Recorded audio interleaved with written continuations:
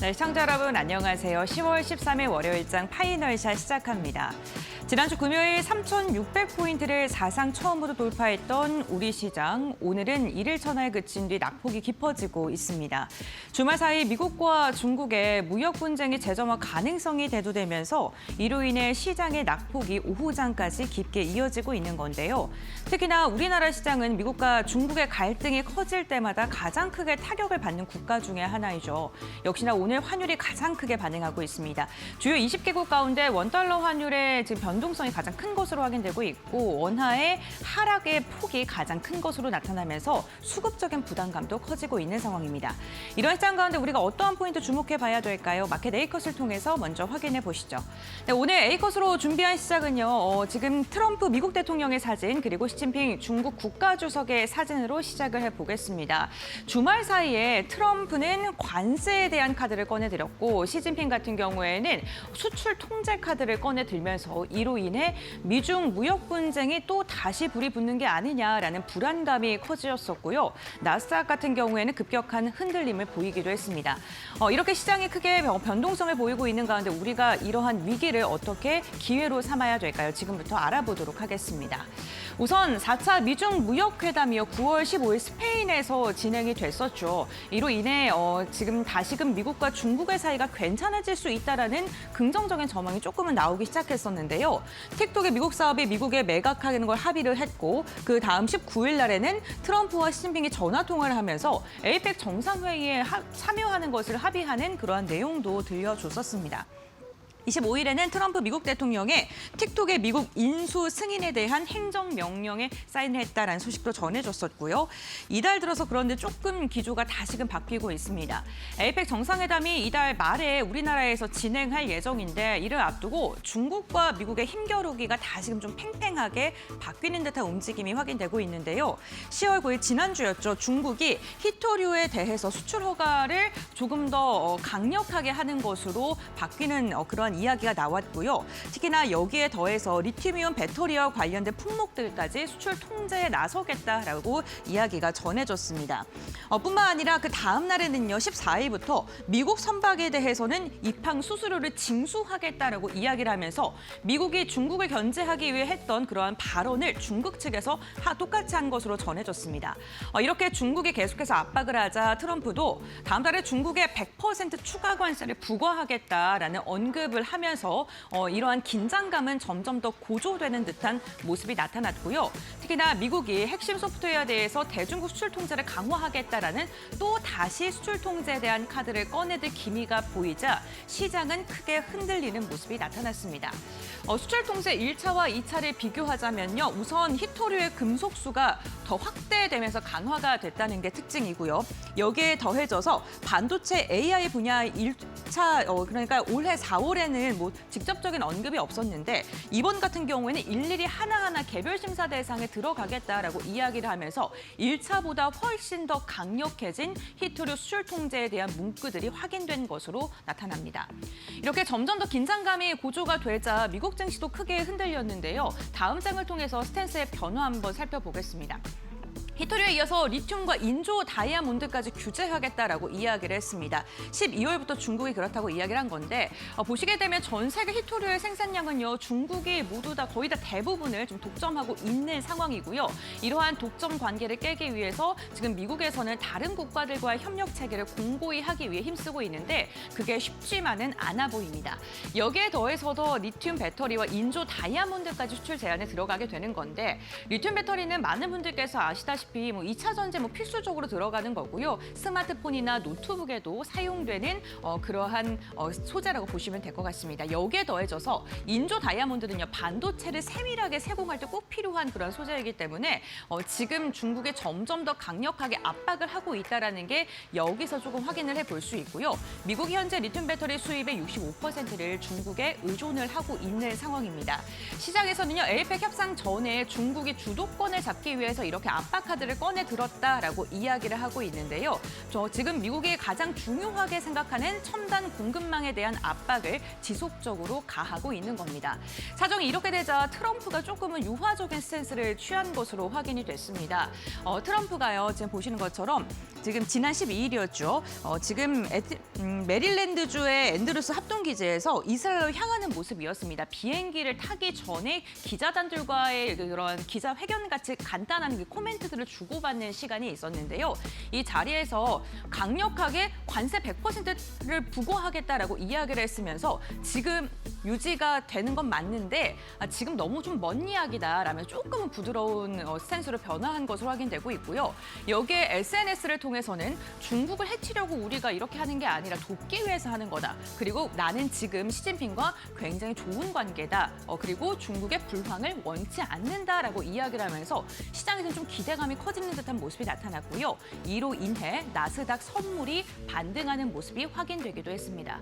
하지만 우리 시장은 오늘 좀 환율적인 측면에서 크게 영향을 받는 듯한 모습 나타나고 있고요. 아시아 증시 전반적으로 이러한 분위기가 나타나고 있습니다.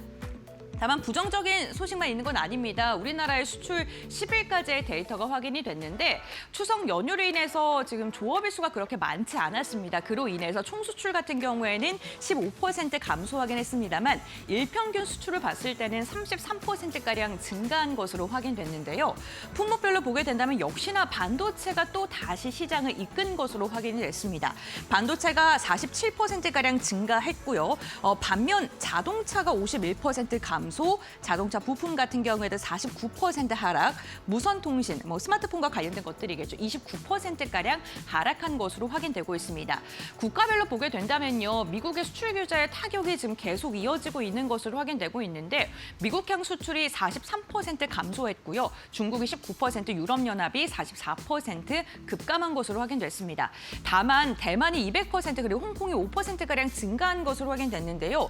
이렇게 두 개의 교집합을 보게 된다면 반도체가 증가했는데 대만의 수출이 증가했다. SK하이닉스와 같은 굵직굵직한 반도체 기업들이 대만으로 수출을 계속하고 있다는 것. HBM에 대한 기대감이 지속적으로 4분기에도 이어질 수 있다는 걸 확인해 볼 수 있고요.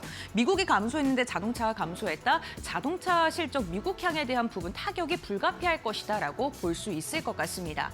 특히나 반도체 부분의 수출 현황을 보게 되면은 지난해와 봤을 때 20%에 불과했던 수출의 퍼센테이지가 현재 구간에는 34%까지 확장된 것으로 확인되고 있고요. 반도체 시장이 아직은 굳건하게 버텨주고 있다는 게 수출 데이터로 또 한 번 확인이 됐습니다. 특히나 지금 시장에서 주목하고 있는 건요. 이제 본격적인 어닝 시즌이 시작됐다는 거겠죠. 오늘 LG에너지솔루션과 LG전자의 실적이 발표됐습니다.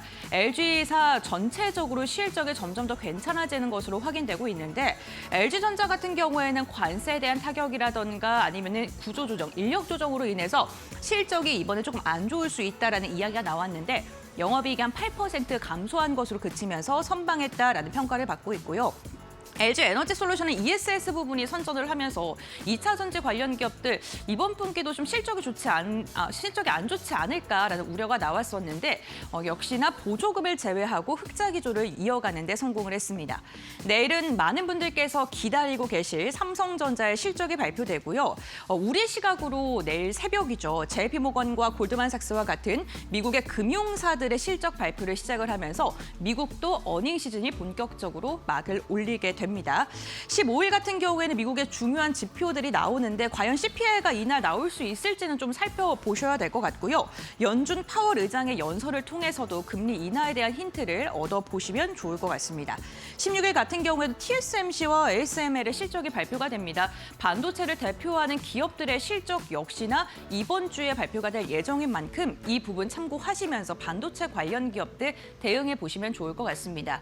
매크로 이벤트들이 시작을 흔들고 있습니다만 결국에는 이제 시장이 실적 시즌이 이렇게 개막을 한 만큼 숫자에 더 민감하게 반응하는 시장이 당분간은 이어질 것이다라고 바라봐 주시면 좋을 것 같고요. 수출 데이터라던가 이러한 부분을 투자 힌트로 하면서 지금 어떠한 기업들의 수출이 어떠한 기업들의 실적이 그리고 괜찮을지를 꼼꼼하게 체크해 보시면 좋을 것 같습니다. 네, 이렇게 마켓 네이컷 브리핑 마무리하도록 하고요. 그렇다면 오늘 우리 시장 어떠한 움직임 보여주고 있는지 알아보도록 하겠습니다. 김주영 아나운서가 전해드립니다. 네, 시장 2시 10분 구간 지나가고 있습니다. 시장 흐름 같이 한번 체크해 보시죠. 다시 한번 미국과 중국의 갈등이 부각이 되면서 국내 증시 약세 흐름을 이어가고 있습니다. 지난주 금요일이었죠. 이 트럼프 대통령의 발언에 따라서 뉴욕 증시 3대 지수 모두 하락으로 마감을 했는데요. 지난 4월 트럼프 대통령이 상호관세 발표한 이후에 가장 큰 낙폭을 보였다라는 이야기가 나오고 있고요. 특히나 나스닥의 경우에는 3% 넘는 하락세를 보였습니다. 여기에 원달러 환율이 오늘 1,430원 선을 돌파해내면서 오늘 국내 증시 영향 고스란히 받아가고 있는 모습도 확인되고 있는데요. 현재 구간 원달러 환율은 1,427원 선 지나가고 있습니다. 일중 흐름 통해서 시장 흐름 좀 더 자세하게 체크해 보시죠. 먼저 코스피부터 확인해 보시면요. 오늘 코스피 하락으로 출발을 했습니다. 장중에 이 낙폭을 좀 축소해 나가는 움직임도 확인이 됐었는데 현재 구간 오후장 들어서면서 다시 한번 낙폭 확대해 나가고 있는 모습 확인되고 있고요. 오후장에서 3,550원 선을 하회하는 모습도 있었는데 현재 구간에서는 3,556선 지나가고 있습니다. 코스닥도 같이 한번 체크해 보겠습니다. 네, 코스닥은 오늘 코스피 대비해서는 비교적 견조한 모습을 좀 보여줬습니다. 하락으로 출발하기는 했지만 장중에 강보합으로 전환하기도 했고요. 하지만 다시금 오후장 들어서 약보합으로 전환하면서 현재 구간에서는 855포인트 지나가고 있다는 점 확인되고 있습니다. 수급 상황 체크해 보도록 하겠습니다. 네, 오늘 코스피 시장에서는 외국인과 기관의 쌍끌이 매도세가 확인되고 있습니다. 외국인의 이 매도 물량 점차 키워나가고 있는 모습도 포착되고 있는데요. 현재 구간 외국인의 경우에는 7,900억 원 이상 팔아내고 있고요. 기관 역시도 4천억 원 이상 팔아내고 있는 모습들 확인되고 있습니다. 이 물량들 오늘 개인이 좀 소화해내고 있는 모습 확인되고 있고요. 1조 1,000억 원 이상 담아내고 있다는 점 체크해 보시죠. 코스닥 수급 상황도 확인해 보겠습니다. 네, 코스닥 시장에서도 오늘 외국인들 매도 흐름 이어가고 있습니다. 1,000억 원 이상 팔아내고 있는 모습 확인되고 있는데요. 장 초반 외국인이 순매수로 시작을 했었는데 장중에 매도로 좀 전환한 모습 확인되고 있고요. 개인 같은 경우는 1,000억 원 이상 담아내고 있고 기관도 소폭 담아내면서 좀 방향성을 탐색하고 있다는 점 체크해 보시면 좋을 것 같습니다. 그렇다면 오늘 시장에서 어떤 이슈와 키워드 부각되고 있는지 같이 한번 체크해 보도록 하겠습니다. 오늘 시장에서 가장 많이 검색하고 있는 키워드는 역시나 히토류 확인되고 있습니다. 지난주 금요일 전해드렸죠. 중국에서 히토류 수출 통제 강화에 나서고 있다라는 소식들 앞서 한 차례 말씀을 드렸었는데 트럼프 대통령이 주말 사이에 여기에 대해서 여러 가지 발언을 내놨고요. 특히나 중국에 대해서 추가적으로 100% 관세를 부과하겠다라는 경고성 발언도 내놓은 상황입니다. 간밤에 중국에 대해서 다시 한번 유화적인 발언을 내놓기도 했지만 우선은 11월 1일까지는 지켜보겠다. 라는 입장을 내놓은 상태고요. 또 중국 측에서 이 히토류뿐만이 아니라 리튬 배터리 그리고 다이아몬드에 대해서도 수출에 대해 통제를 좀 하겠다라는 이야기들 내놓으면서 오늘 관련주들 들썩이고 있습니다. 종목 흐름 체크해 보겠습니다. 성한 머티리얼스의 경우에는 현재 구간 상한가까지 도달하면서 이 탄력 좀 유지해 나가고 있는 모습이고요. 지난주 금요일 상한가 기록했던 유니온 머티리얼 오늘도 상한가 도달한 이후에 계속해서 탄력성 유지해 나가고 있습니다. 유니온의 경우에는 18%대 급등하고 있고요. 또 노바텍 16%대 강세, 포스코 엠텍도 리튬 관련해서 오늘 부각받으면서 15%대 강세 흐름 이어지고 있습니다. 다음 키워드 살펴보도록 하겠습니다. 네, 다음 키워드는 2차 전지 확인되고 있습니다. 이제 본격적으로 어닝 시즌에 돌입을 했는데요. 오늘 LG 에너지 솔루션이 실적 발표를 했습니다. 2분기 연속 흑자를 이어갔습니다. 이 보조금, IRA 보조금을 제외하더라도 흑자를 좀 유지했다라는 이야기고요. 또 그동안 이 완성차향 물량은 좀 부족했지만 ESS에 대한 수요가 견조하다라는 부분들 오늘 실적 발표를 통해서 확인을 했습니다. 이에 따라 2차 전지 관련주들 매수세 들어오고 있는데요. 관련 종목 확인해 보시면요. 세비캠의 경우에는 현재 구간 상한가 도달한 모습 확인되고 있고요. 엔캠 3.8%대 강세, 에코프로비엠 3.6%대 오름세 보여주고 있습니다. 삼성 SDI도 오늘 강세 흐름 이어가고 있는데요. 다만 3분기 좀 적자로 전환할 것이다라는 전망들 나오고 있는 상황이고요. LG 에너지 솔루션의 경우에는 오늘 36만 6,500원 선까지 터치해낸 이후에 약세로 전환했다라는 점 확인해 보시면 좋을 것 같습니다. 지금까지 키워드 통해서 시장 흐름 체크해봤고요. 좀 더 자세한 종목 특징은 종목 파인더 통해서 확인해 보시죠. 네, 다시 돌아온 월요일장 종목 파인더 통해서 보다 자세한 종목 이야기 나눠보도록 하겠습니다. 첫 번째 종목부터 바로 찾아보도록 하겠습니다. 오늘의 첫 번째 종목은 반도체주 SK하이닉스 관련 이야기 좀 짚어보도록 하겠습니다. 오늘 반도체주 전반적으로 좀 조정을 받아가는 분위기인데 트럼프의 밀당이 다시금 또 시작이 됐습니다. 미중 무역 전쟁이 재점화되는 분위기 속에 트럼프 대통령은 또 중국에 대한 원색적인 비난을 내놓았다가 또 유화적인 메시지를 내놓기도 하는 등 언제나 그래왔듯이 좀 알 수 없는 제스처를 취하고 있는데요. 이렇게 다시금 변수로 부각되고 있는 이 미중 무역 분쟁 속에서 시장 대응 전략 어떻게 가져가야 할지라는 고민이 또 들어가는 시점입니다. 하나증권에서는 이를 두고 무역 분쟁을 피하는 방법은 바로 주도주를 사는 것이다라고 했습니다. 지난 4월 초에 미국의 상호관세가 발표되었을 당시에도 S&P 500 그리고 코스피 모든 업종이 하락한 바 있는데 그래도 이후에 한 달간 코스피는 주도주를 중심으로 빠르게 반등했다고 봤고요. 미국 증시에서도 기술주를 중심으로 빠르게 반등하는 모습이 포착됐다고 분석을 했습니다. 그때의 주도주는 기계 방산 조선이었다면 현재의 주도주는 당연 테크 쪽, 반도체 쪽이라면서 주도주 중심의 접근을 또 권고하기도 했습니다. 뿐만 아니라 실적 발표 시즌이 시작된다라는 점도 고려해야 한다면서 기업 선별이 필요하다고 강조했는데요. 역시나 실적 측면에서 12개월 예상 이익과 영업이익률이 상승하고 있는 기업들 주목하자면서 이렇게 세부적으로 종목단에서 아이디어를 제공하기도 했는데요. 역시나 반도체 투탑 그리고 한미 반도체가 포함되어 있는 모습 나타났습니다. 반도체주들 오늘 흐름은 어떨지 함께 체크해 보도록 하겠습니다. 네, 삼성전자, SK하이닉스 투탑은 오늘 좀 쉬어가는 모습이고요. 그동안 많이 올랐던 만큼 SK하이닉스 4%대 낙폭을 그리고 있습니다. 삼성전자도 2%대 낙폭이지만 그래도 91,000원 위에서 거래가 되는 모습이고요. 한미반도체가 오늘 흐름 돋보이는 모습입니다. 6%대 강세 탄력, VM과 사핀 반도체와 같은 코스닥 반도체 장비주들의 흐름 역시나 돋보이고 있습니다. 네, 이어서 두 번째 특징주로 넘어가 보도록 하겠습니다. 오늘 여러 가지 특징주 안에서 두산 에너빌리티의 흐름 단연 돋보이고 있는데요. 두산 에너빌리티 같은 경우에도 오늘 개별적인 이슈가 헤드라인을 장식하고 있습니다. 미국 쪽으로 가스터빈을 수출한다라는 소식 전해져 왔는데 미국에 수출한 것이 이번이 처음입니다. 이에 따라 주가 최고가 경신을 연일 다시 써내려가고 있는 모습이고 업계에서는 이제 가스터빈 종주국인 미국에 국산품을 최초로 공급했다라는 점에 주목을 하고 있는 거죠. 진입 장벽이 특히나 높은 이 미국 시장에 진출했기 때문에 기술력을 인정받은 것이고 또 앞으로의 이러한 기술력 확대로 수주가 증가할 것이라는 기대감입니다. 현지 비테크와 380메가와트급 가스터빈 계약을 체결했다고 밝혔고요. 내년 말까지 가스터빈 2기 공급을 계획할 것이라고 했습니다. AI가 성장하면서 미국 내 전력 조달 문제가 계속해서 대두되고 있는 가운데 가스터빈 수요는 계속 증가할 것이라는 전망 힘을 받고 있고요. 두산 에너빌리티 회사 측에서도 이번 계약을 두고 대한민국이 가스터빈 수입국에서 수출국으로 도약하는 뜻깊은 전환점이다라고 평가하기도 했습니다. 이렇게 가스터빈 제품들이 해외로 나가면서 미국의 문을 뚫었다라는 점 오늘 주가에도 강한 모멘텀이 되어주고 있습니다. 두산 에너빌리티 4% 가까운 탄력 유지를 하고 있고요. 77,400원 선 지나가고 있습니다. 이제 신한투자증권에서 목표 주가 10만 원까지 제시해 놓은 상황이고요.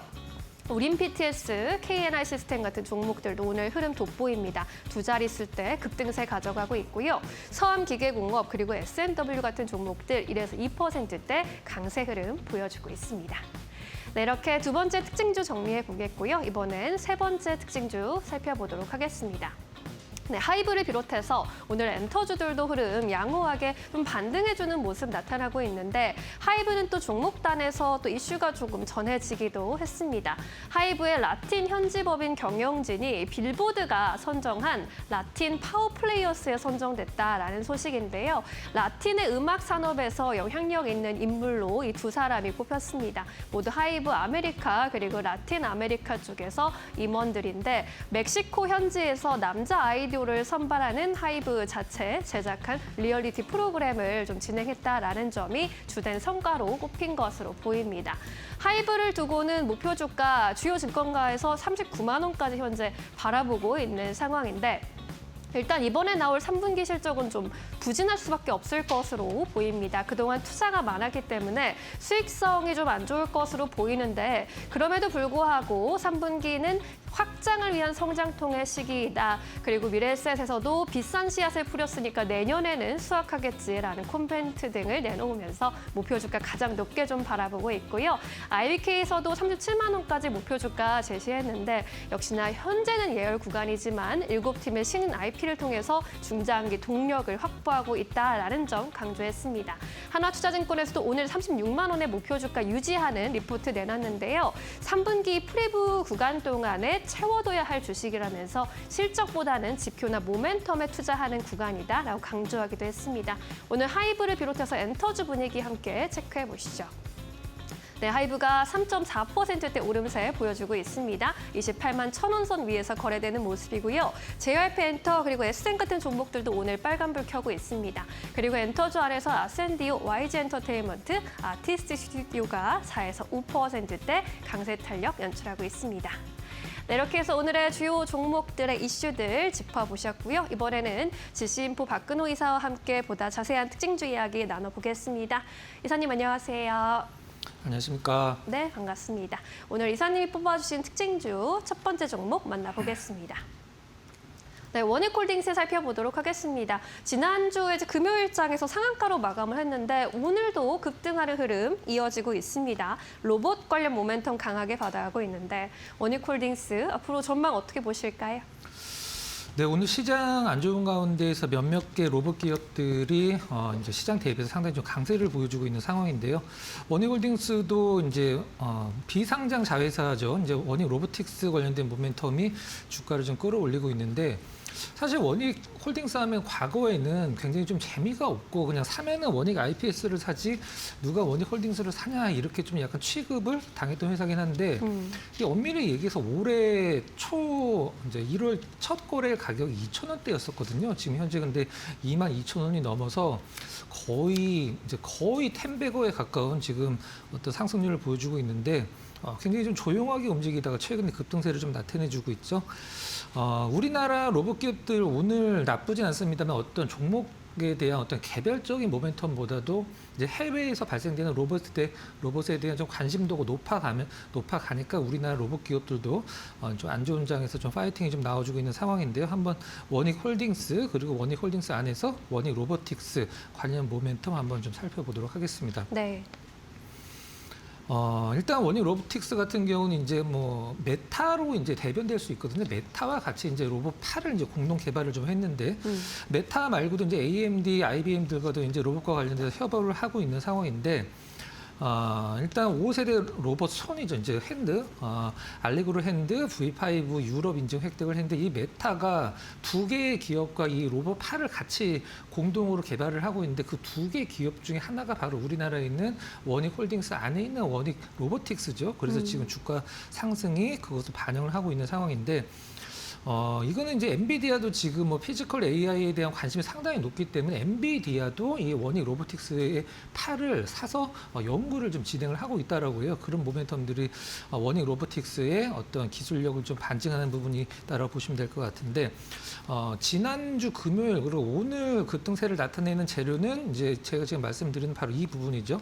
소프트뱅크가 이제 스위스, 아세아 브라운, 보벨이 로봇 사업을 인수를 했다. 그러니까 뭐 우리나라 로봇 기업들과는 아무 상관이 없죠. 근데 해외 유명 기업들이 로봇에 대한 관심도가 높아졌다라는 것을 이제 나타내는 거니까 로봇들이 관심을 받고 있는데 보통 ABB라고 표현하는 아세아 브라운, 보벨이 굉장히 좀 낯선 기업이죠. 작은 기업은 아닙니다. 직원도 한 뭐 15만 명 정도 있는 큰 기업인데 네. 보통 전력, 그다음에 자동화 기기, 로봇 이런 이제 세 개의 어떤 큰 부분을 운영을 하는 기업들이 그 중에서 로봇을 이제 소프트뱅크한테 매각을 했다라고 보시면 될 것 같아요. 잠깐 차트 보면서 말씀드려보도록 하겠습니다. 자, 자세한 차트를 보기 전에 월봉 차트를 잠깐 보면 올해 이제 월봉 차트거든요. 지금 보여드리는 부분이 올해만도 얼마나만큼 올랐는지 이제 눈으로 실감할 수 있는 게 바로 월봉 차트인데 위쪽 방향을 이제 거의 역사적인 신고가를 계속 갱신해 나가고 있기 때문에 위에서 무슨 뭐 저항선이나 지지선이 없어서 얼마만큼의 목표 주가를 산정을 해야 되는지는 지금으로서는 솔직히 좀 불가능한 상황이고 수급으로 다만 좀 본다라고 하면 기관 투자자는 사실 지금 이 원익홀딩스에 관련된 매매를 거의 하지는 않습니다. 근데 네. 외국인들 같은 경우는 지난주 금요일 날 100만 주가 훨씬 넘는 주식을 좀 매수를 했다가 오늘은 좀 일정 부분 차익 실현을 하는 듯한 모습을 보여주고 있는데 위에서 그렇게 많이 밀리지는 않죠. 일단 이 로봇 관련주는 사실 우리가 보통 바이오를 얘기를 할 때 바이오주에서 누가 실적을 뭐냐라고 얘기를 많이 하잖아요. 근데 저는 좀 약간 다른 생각이긴 합니다. 이제 로봇 관련주들은 실질적으로 성장을 하고 있는 기업들이 있어요. 매출도 늘어나고 영업이익도 좋아하는. 물론 우리나라에는 극소수긴 합니다만은 일단 AI에서 지금 피지컬 AI 쪽으로 시장의 어떤 무게 중심이 좀 약간 옮겨가고 있는 상황이기 때문에 포트에 로봇주 하나 정도는 편입해 놓으시는 게 상당히 좋은 전략이 아닐까라는 생각을 좀 하고 있습니다. 네, 원익홀딩스 비롯해서 로봇주 관련 전망 도와주셨으니까요. 잘 참고해 보시기 바랍니다. 자, 이번엔 두 번째 특징주 살펴볼까요? 어떤 종목 골라주셨나요? 오이솔루션. 이 종목도 지난주 금요일에 크게 급등했는데 오늘도 10% 가까이 올라주고 있습니다. 시장에서 통신 장비주가 다시 좀 주목을 받는 분위기인데 어떻게 해석을 해봐야 될까요? 네, 오이솔루션. 우리가 보통 뭐 통신 장비주들 대장이라고 하면 보통 뭐 KMW를 많이 꼽잖아요. 근데 네. 오늘은 KMW가 움직이진 않는데 오이솔루션이 이제 독자적인 어떤 행보를 주가에서 보여주는 것을 보면 이제 뭐 전반적인 뭐 5G, 6G 이런 통신주들의 묻어가는 흐름이 아니라 오이솔루션 자체의 어떤 모멘텀이라고 보는 게 맞겠죠. 최근에 오이솔루션의 독자적인 모멘텀이 몇 개 상당히 좀 괜찮게 나왔죠. 한번 좀 살펴보도록 하겠습니다.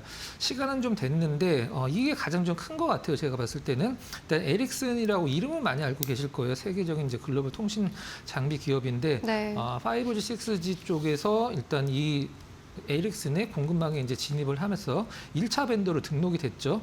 에릭슨 같은 경우는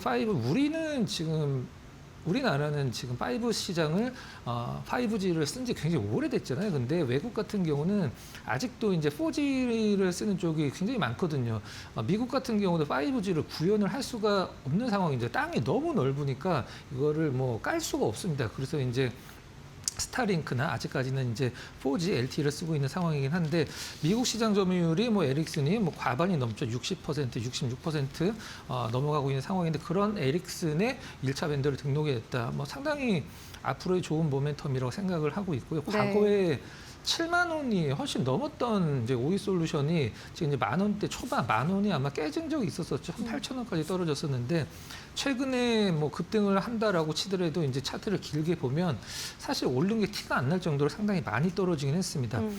그 다음에 단어 하나만 아시면 될 것 같은데 이제 CPU라는 단어가 나오는데 이 CPU라는 기술이 일단 클라우드 이제 데이터 센터의 어떤 그 전송 속도를 굉장히 높여주는 기술인데 코어 패키지 옵티칼이라고 이제 보시면 될 것 같은데 여러분들 최근에 들어보셨던 미국 이제 반도체 기업 중에 마벨이라는 기업들 아마 좀 최근에 많이 회자가 되니까 많이 들어보셨을 거예요. 네. 이 마벨이 2024년도 작년이죠. 작년서부터 이 기술과 관련돼서 굉장히 많은 발표를 좀 했거든요. 그렇기 때문에 이 오이솔루션의 이 CPU 관련된 기술이 일단 뭐 최근에 모멘텀이 좀 되고 있는 것 같은데 오이솔루션은 원래 뭐 하는 기업이냐면 이 광학 트랜시버 만드는 기업이죠. 광학 트랜시버가 뭐냐면 우리는 보통 뭐 반도체도 그렇고 데이터 센터도 그렇고 이 데이터를 주고 받을 때 선을 이용을 하잖아요. 선을 이용을 하는데 이 광학 트랜시버는 그 선이 아니라 빛으로 데이터를 보냅니다. 그래서 그 전개 신호로 받았던 데이터를 빛으로 변환을 하고 그 빛으로 데이터를 전송을 해서 그걸 다시 정기적인 데이터로 변환을 하는 말 그대로 광학 트랜시버 이제 기업인데 전 세계에서 세 번째로 이 기술을 좀 개발을 했죠.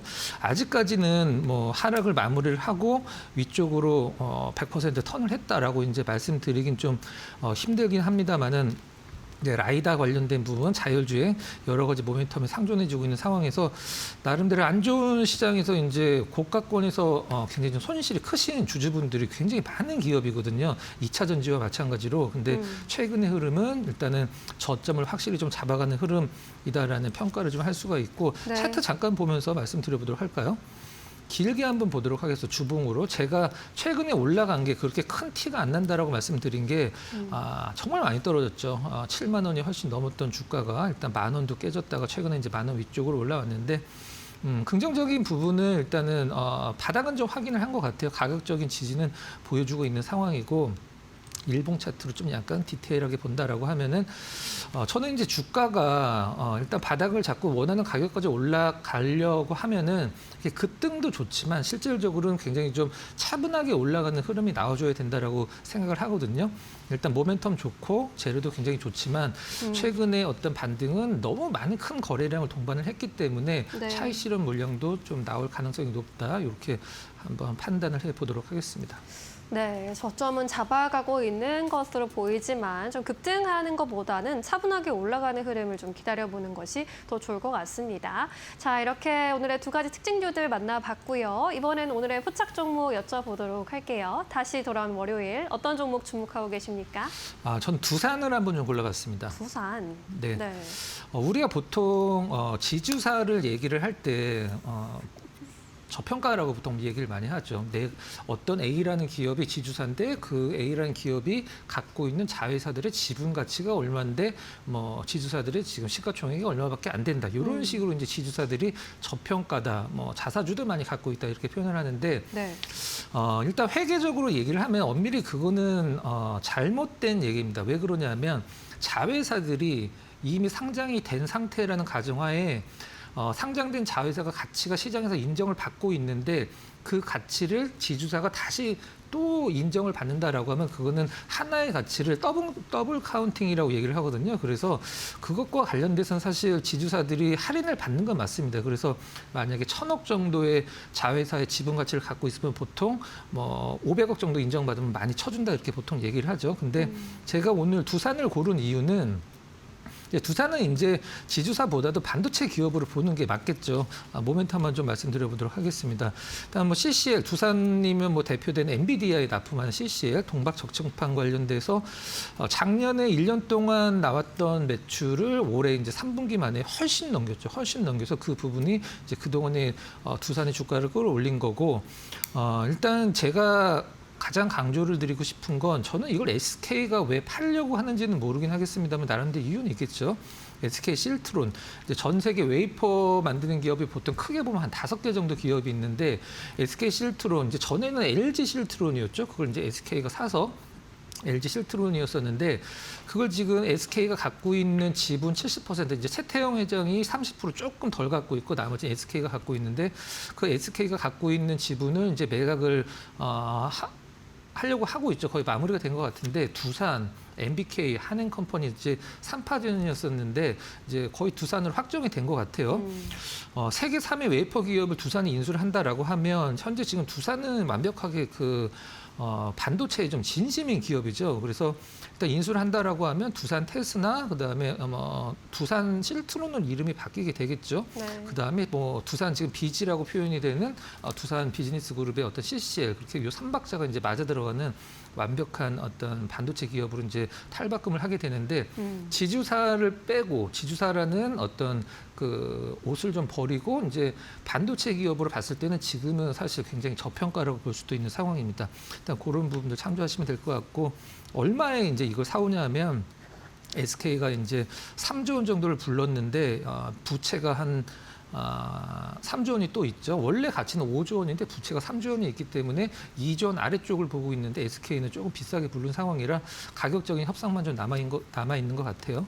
오늘 일단 차트는 이제 뭐 한 4달 정도 횡보하고 있는 구간이라 특별히 뭐 개인적으로 한번 살펴보시면 될 것 같고 나름대로 안 좋은 시장에서 뭐 견조한 조정을 거치고 있는 상황이라 앞으로 두산의 반도체 쪽으로 행보 한번 뭐 관심 있게 지켜볼 필요가 있다 이렇게 판단을 해서 포착 종목을 한번 쭉 골라봤습니다. 네, 목표 주가는 어디까지 보는 게 좋을까요? 네, 지금 가격이 58만 한 4천 원 정도 되죠. 58만 4천 원인데 그냥 59만 원 이하면은 그냥 좀 러프하게 나름대로 괜찮다라고 생각을 하고 있고 목표가는 한 70만 원, 손절 가격은 저점이라고 할 수 있는 한 53만 원으로 한번 설정을 해보도록 하겠습니다.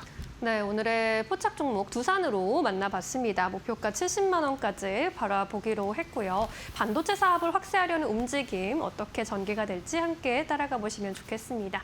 오늘은 여기까지 이야기 들을게요. 자세한 설명 고맙습니다.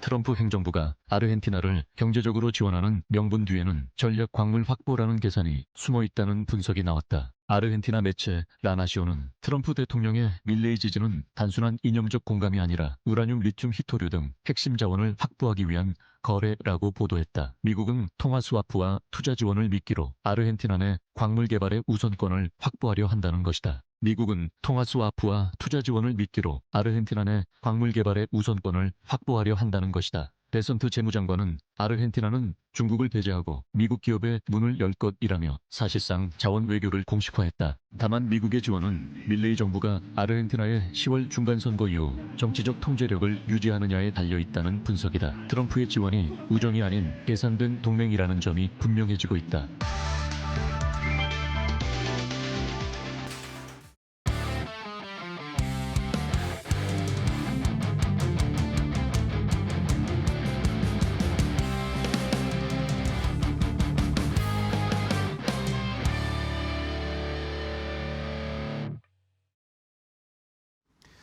자, 코스피 5천 시대를 준비하는 4번 타자, 또 홈런 때릴 수 있는 좋은 종목들 소개해드립니다. 이재선의 말로 홈런 시즌2 오늘도 이어가도록 하겠습니다. 자, 오늘도 이데일리온의 이재선 파트너와 함께하도록 하겠습니다. 안녕하세요, 파트너님. 네, 안녕하세요. 네, 반갑습니다. 네. 자, 이제 본격적인 10월 시작이라고 생각을 해야 되겠죠. 네. 추석 연휴가 끝이 났으니까 이제 연휴를 쉬고 왔더니 오늘 시장이 트럼프 대통령 때문에 시장이 한번 흔들립니다. 근데 또 생각을 해보면 미국에 빠진 거에 비하면 또 우리도 그렇게 빠지지 않는 것 같기도 하고요. 네. 네, 어떻게 보세요? 저는 그렇게 생각을 합니다. 이번에 문제가 된 게 중국에서 이제 히토류를 또 제재한다라고 네. 했더니 미국에서 그러면은 뭐 에이펙에서 만날 필요가 없다. 관세 네. 100% 부과하겠다. 이런 얘기가 나왔기 때문에 문제가 된 거 아니겠습니까? 근데 제가 사실 토요일 아침에 3대 초당에서도 이렇게 말씀을 드렸는데 여러분 만약에 이번에 흔들린다라고 하면은 여러분들이 그동안 많이 올라가지고 못 사는 종목들 특히 반도체부터 시작해서 이런 종목들이 조금 세일을 해준다라고 하면 여러분들이 살 수 있는 기회를 주는 거니까 걱정할 필요가 없다. 트럼프가 이렇게 강력하게 발언을 할 때는 그동안 트럼프 1기 때부터 쭉 겪어온 결과 본인이 무언가를 원하고 협상을 하고 싶을 때 마지막까지 거의 뭐 싸울 때 멱살 쥐고 흔들듯이 그렇게 강력하게 발언을 한 다음에 결국에는 협상을 이끌어내려고 하는 겁니다. 그러다 네. 보니까 지금 들려온 소식 잘 들어보면은 여러분도 느끼실 거예요. 중국 같은 경우도 너무나도 많은 중국 기업들이 제재를 받고 있다 보니까 이런 부분을 조금 완화하면은 우리도 해제하겠다. 우리도 너네가 제재를 했기 때문에 히토류 제재하는 거다라고 얘기를 하는 거예요. 그러니까 미국에서도 그런 부분에 대해서 이제 어느 정도 에이펙에서 만나서 협상을 할 의지가 생길 거라고 봅니다. 그래서 네. 그 부분에 대해서는 여러분들 오히려 토요일에 말씀드렸던 것처럼 여러분들이 기회로 삼으면 되지 않을까 싶으니까요. 너무 그렇게 걱정하실 필요가 없을 것 같습니다. 알겠습니다. 자, 이런 뭐 분위기를 미리 읽으셨는지 개인 투자자분들이 오늘 뭐 코스피에서 1조 넘게 엄청나게 매수를 하고 계십니다. 네. 추석 애프터 세일이 펼쳐지고 있어요. 이러면서 많은 분들이 매수를 하고 있으니까 저희도 그런 힌트를 얻어서 자, 그럼 오늘 이런 시장 조금 세일 기간이고 주가가 조정을 받고 있는 상황에 앞으로 또 홈런을 칠 수 있을 만한 좋은 4번 타자 업종을 골라보도록 하겠습니다. 오늘 어떤 거 볼까요? 오늘은 좀 통통 튀고 가벼운 섹터로 네. 의료 AI 섹터를 가져왔습니다. 의료 AI요. 네. 의료 AI도 요즘 주목을 좀 많이 받고 있는 것 같습니다. 의료 로봇도 그렇지만 의료 AI 쪽은 또 약간은 소외되어 있던 것 같기도 해요. 근데 네. 이제 요즘 조금씩 AI가 나오더라고요. 네, 말씀하신 대로 주목을 받는다라고 하기에는 AI 관련돼서 얘기만 나오지 사실 그쵸, 주가는 소외돼 있다 보니까 여러분들이 이쪽 섹터를 안 보고 계시는 분들이 굉장히 많으실 맞아요. 거라고 생각을 해요. 그런데 이제는 봐야 할 타이밍이 다가오고 있지 않나 싶습니다. 올해 4분기부터 해서 내년까지 성장이 굉장히 많이 이루어질 거라고 저는 보고 있는데요. 자, 의료 AI 시장 규모가 뭐 제가 여기 수치로 다 적어놨는데요. 여러분 2030년까지 우리나라 돈으로 한 260조 원 된다라고 합니다. 어마어마한 규모이고요. 그리고 연평균 37% 계속 성장해 나가는데 사실 우리나라에서는 글로벌 시장으로 이제 진출하는 게 조금 늦지 않았나 싶은 기업들이 좀 많아요. 그래서 올해 같은 경우에 FDA에 뭐 여러 기업들이 승인을 계속 받고 있습니다. 그래서 우리도 뒤처지지 않고 시장을 선점하기 위해서 진출하겠다라고 얘기하고 있는데 저는 그렇습니다. 좀 시작은 뒤처지지 않았나라고 말씀하시는 분들이 있을 수 있는데 국내에서 내실을 다져놓고 해외로 이제 진출을 한다라고 하면은 오히려 좀 건강하게 또 확장을 할 수 있지 않을까. 자금난에 허덕이거나 이러지 않을 거다라고 저는 생각하고 있기 때문에 그건 전략의 차이인 것 같습니다. 먼저 확장을 한 다음에 그 다음에 흑자 전환을 하느냐, 흑자 전환을 시킨 다음에 확장을 하느냐 이 차이다라고 보시면 될 것 같아요. 그래서 과거에 뭐 우리 2차 전지 같은 경우도 LG엔솔 같은 경우는 이제 전 세계의 영향력을 확보하겠다라고 해서 최고의 기업이 돼 있고 그리고 삼성 SDI 같은 경우에는 내실을 좀 다지면서 보수적으로 하겠다라고 해서 실적이나 이런 부분을 좀 방어하면서 나갔던 그런 시점이 있으니까 의료 AI 기업도 그렇게 나뉜다라고 생각하시면 될 것 같고요. 지금 우리나라 저출산 굉장히 깊어지면서 이 저출산도 문제지만 인구 고령화가 문제 아니겠습니까? 이 인구 고령화 시대에 한 명 한 명 다 케어를 갈 수가 없단 말이에요, 지금처럼. 그렇기 때문에 조금 전에 말씀하신 의료용 보조 로봇들이 케어를 하고 의료 AI가 이 고령화 문제를 어느 정도 해결할 수 있기 때문에 고성장하는 사업이다라고 생각하시면 될 것 같고요. 뭐 난치병이나 사람이 판단하기 어려운 그리고 빠른 판단이 필요한 분야에서도 이런 AI 솔루션을 이용하면은 뭐 의사분들도 과거 데이터를 계속 이제 꺼내가지고 공부하셔야 되는데 탁 치면 바로 결과가 이제 요약돼서 나온다거나 하면은 얼마나 좋겠습니까? 그런 식으로 이제 볼 수 있는 영역들이 계속 확장되어 가고 있다라고 보시면 될 것 같아요. 그래서 빅테크 기업들, 수장들, 일론 머스크, 샘 올트먼, 젠슨왕 다들 좋아하는 거 여러분들 알고 계실 거예요. 젠슨왕 같은 경우 뭐라고 그래요? 5년 내에 모든 세포를 AI가 분석할 수 있다라고 얘기를 하고 있고요. 샘 올트먼 같은 경우는 의료용 챗 GPT 개발한다. 이거 CES 때 나왔던 얘기죠. 일론 머스크는 또 이때 샘 올트먼과 함께 뭐라고 했습니까? 우리 그록이 굉장히 뛰어나니까 의료 자문을 챗 그록에다가 받아보는 게 어떻겠는가라고 제안을 하기도 했습니다. 전 세계에서 가장 뜨거운 남자들 아니겠습니까? 이 삼총사가 의료 AI에 관심이 많다라는 것만 봐도 이 산업이 얼마나 앞으로 확장성이 있는지 그리고 미국의 서학개미 쪽에 해당되시는 분들 같은 템퍼스 AI라는 기업이 어마어마하게 올라가는 거 여러분들 다 보고 계실 겁니다. 우리나라도 충분히 가능한 기업들 그런 역량 있는 기업들이 지금 대기하고 있으니까 여러분들 주가 바닥에서 소외되고 있는 상황에서 이제 막 꿈틀꿈틀대고 있기 시작합니다. 이런 기업들을 바닥에서 잡아보시기 바랍니다. 네, 좋습니다. 자, 의료 AI 뭐 설명 잘 해주셨지만 뭐 최근에는 그 팔란티어 쪽에서도 네. 팔란티어가 어쨌든 AI 쪽에서도 또 솔루션 쪽에서 강자인데 네. 의료 쪽으로도 관심을 갖고 있다. 그런 뉴스들도 막 나오더라고요. 그러는 네. 걸 보면 의료 AI가 또 대세가 될 수 있지 않을까라는 기대도 해봅니다. 자, 그럼 우리나라도 그런 기업들이 있다고 해주셨는데 네. 하나씩 그럼 살펴볼까요? 일단은 1루까지 출루해보겠습니다. 안타 종목, 어떤 종목으로 대형주 중에 어떤 거 볼까요? 대형주라고 하면은 직접적으로 의료 AI 전문 기업은 사실 우리나라에는 없어요. 네, 그렇죠. 네. 그런데 그룹 차원에서 이 사업을 하는 기업들은 꽤나 보입니다. 어. 그 기업 중에서 여러분들이 가장 뭐 편안하게 생각할 수 있는 기업이 아마 삼성그룹이 아닐까 싶은데요. 그쵸? 그중에 네. 삼성 SDS를 소개해드리려고 합니다. 삼성 SDS도 의료 AI 쪽으로 사업을 펼치나요? 네, 삼성그룹은 조금씩 나눠가지고 이 부분을 가지고 있어가지고 삼성전자도 해당이 되고 그쵸. 그래서 뭐 전체적으로 삼성 헬스케어에 해당된다라고 생각하면 될 것 같은데요. 삼성그룹의 뭐 클라우드 AI 물류 등등 이런 솔루션 담당하는 그쵸? 기업 아니겠습니까? 그러다 보니까 이런 솔루션이 의료 AI 솔루션에도 접목이 되어 있습니다. 그래서 국제과제인 유방암 예측 의료 AI 솔루션 과정 쪽에 이미 참여를 하고 있다고 생각하시면 될 것 같아요. 그래서 삼성 SDI 홈페이지만 가셔도 여러 사업 분야의 의료 AI가 따로 이렇게 디지털 헬스케어에서 따로 분류가 되어 있습니다. 네네. 그래서 이런 부분 여러분들이 보시면 되고요. 대기업들이 다 그래요. 사실 뭐 카카오도 카카오 헬스케어가 있고 여러 가지 분야에 있고 삼성그룹 같은 경우가 조금 더 좋은 거는 여러분들도 요즘 뭐 워치나 이런 부분 뭐 이제 뭐 그 미국 기업인 애플이나 뭐 삼성에서 같이 이용하면서 많이들 이용하시죠. 이런 부분을 토탈 헬스케어 쪽으로 확장하기 위해서 여러 가지 노력을 하고 시도를 하고 있는 기업이 삼성이다라고 생각하시면은 삼성 SDS의 이런 역량은 여러분들이 생각하셔도 좋을 것 같아요. 이 솔루션, 이 의료 AI 솔루션이나 이런 부분에 대해서는 삼성 SDI 저는 믿고 가도 되지 않나 싶고요. 그리고 또 하나 우리 얼마 전에 스테이블 코인 또 말씀드리지 않았습니까?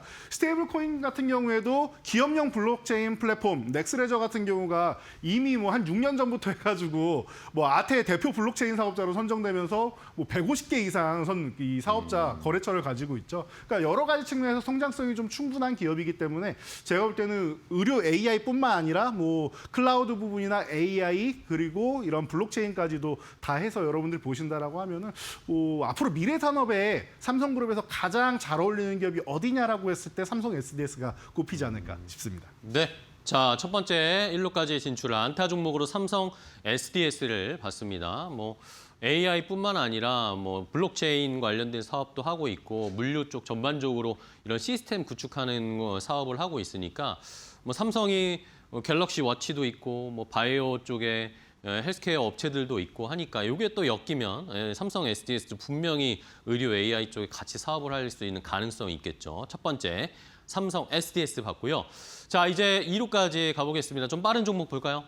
네, 조금 통통 튀는 종목들을 네, 봐야 된다 종목 뭘까요? 말씀드렸는데 셀바스 AI 가져왔습니다. 셀바스 AI. 네. 셀바스 AI 같은 경우도 자회사로 셀바스 헬스케어를 가지고 네, 있으면서 셀바스 헬스케어는 어떻게 보면 의료 기기 쪽, 아까 말씀하신 부분 쪽에 해당이 되는데요.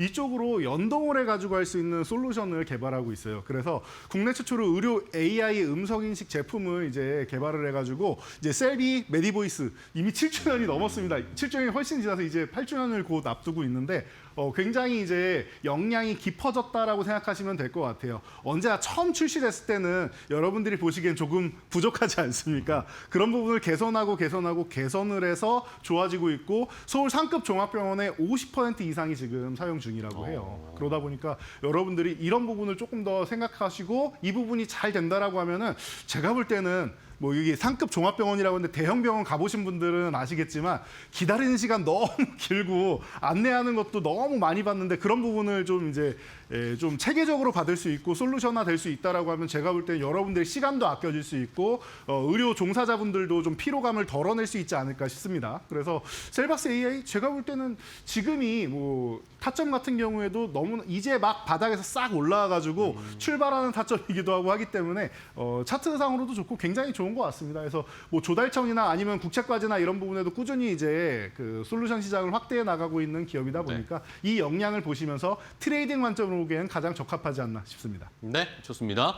자, 셀바스 AI는 조금 빠르게 우리가 수익을 한번 달성해 볼 수 있을 종목으로 2루타 종목 알려주셨고요. 자, 이제 호타 준족 수익도 속도도 빠르게 낼 수 있을 네. 3루타 종목으로는 어떤 종목 보세요? 의료 AI 쪽에. 제 시즌 1부터 보셨던 분들이라고 하면은 이 종목이 안 나오네 하셨던 분들이 있을 텐데요. 바로 뷰노입니다. 뷰노요. 네. 아, 루니 뷰노. 항상 짝으로 이렇게 얘기가 네. 나오는데 일단 뷰노를 보겠습니다. 네. 제가 3루타로 선정한 이유는 네네. 이 종목이 지난 시간에도 제가 말씀드렸는데 먼저 출발하기 시작한 기업이라서 지금 여러분들이 편안하게 볼 수 있는 기업이고 네네네. 아직도 출발은 했지만 바닥권이에요. 제가 볼 때는 갈 길이 한참 멀어요. 이제 한 걸음 내디딘 겁니다. 그래서 한국인한테는 조금 더 잘 맞지 않을까.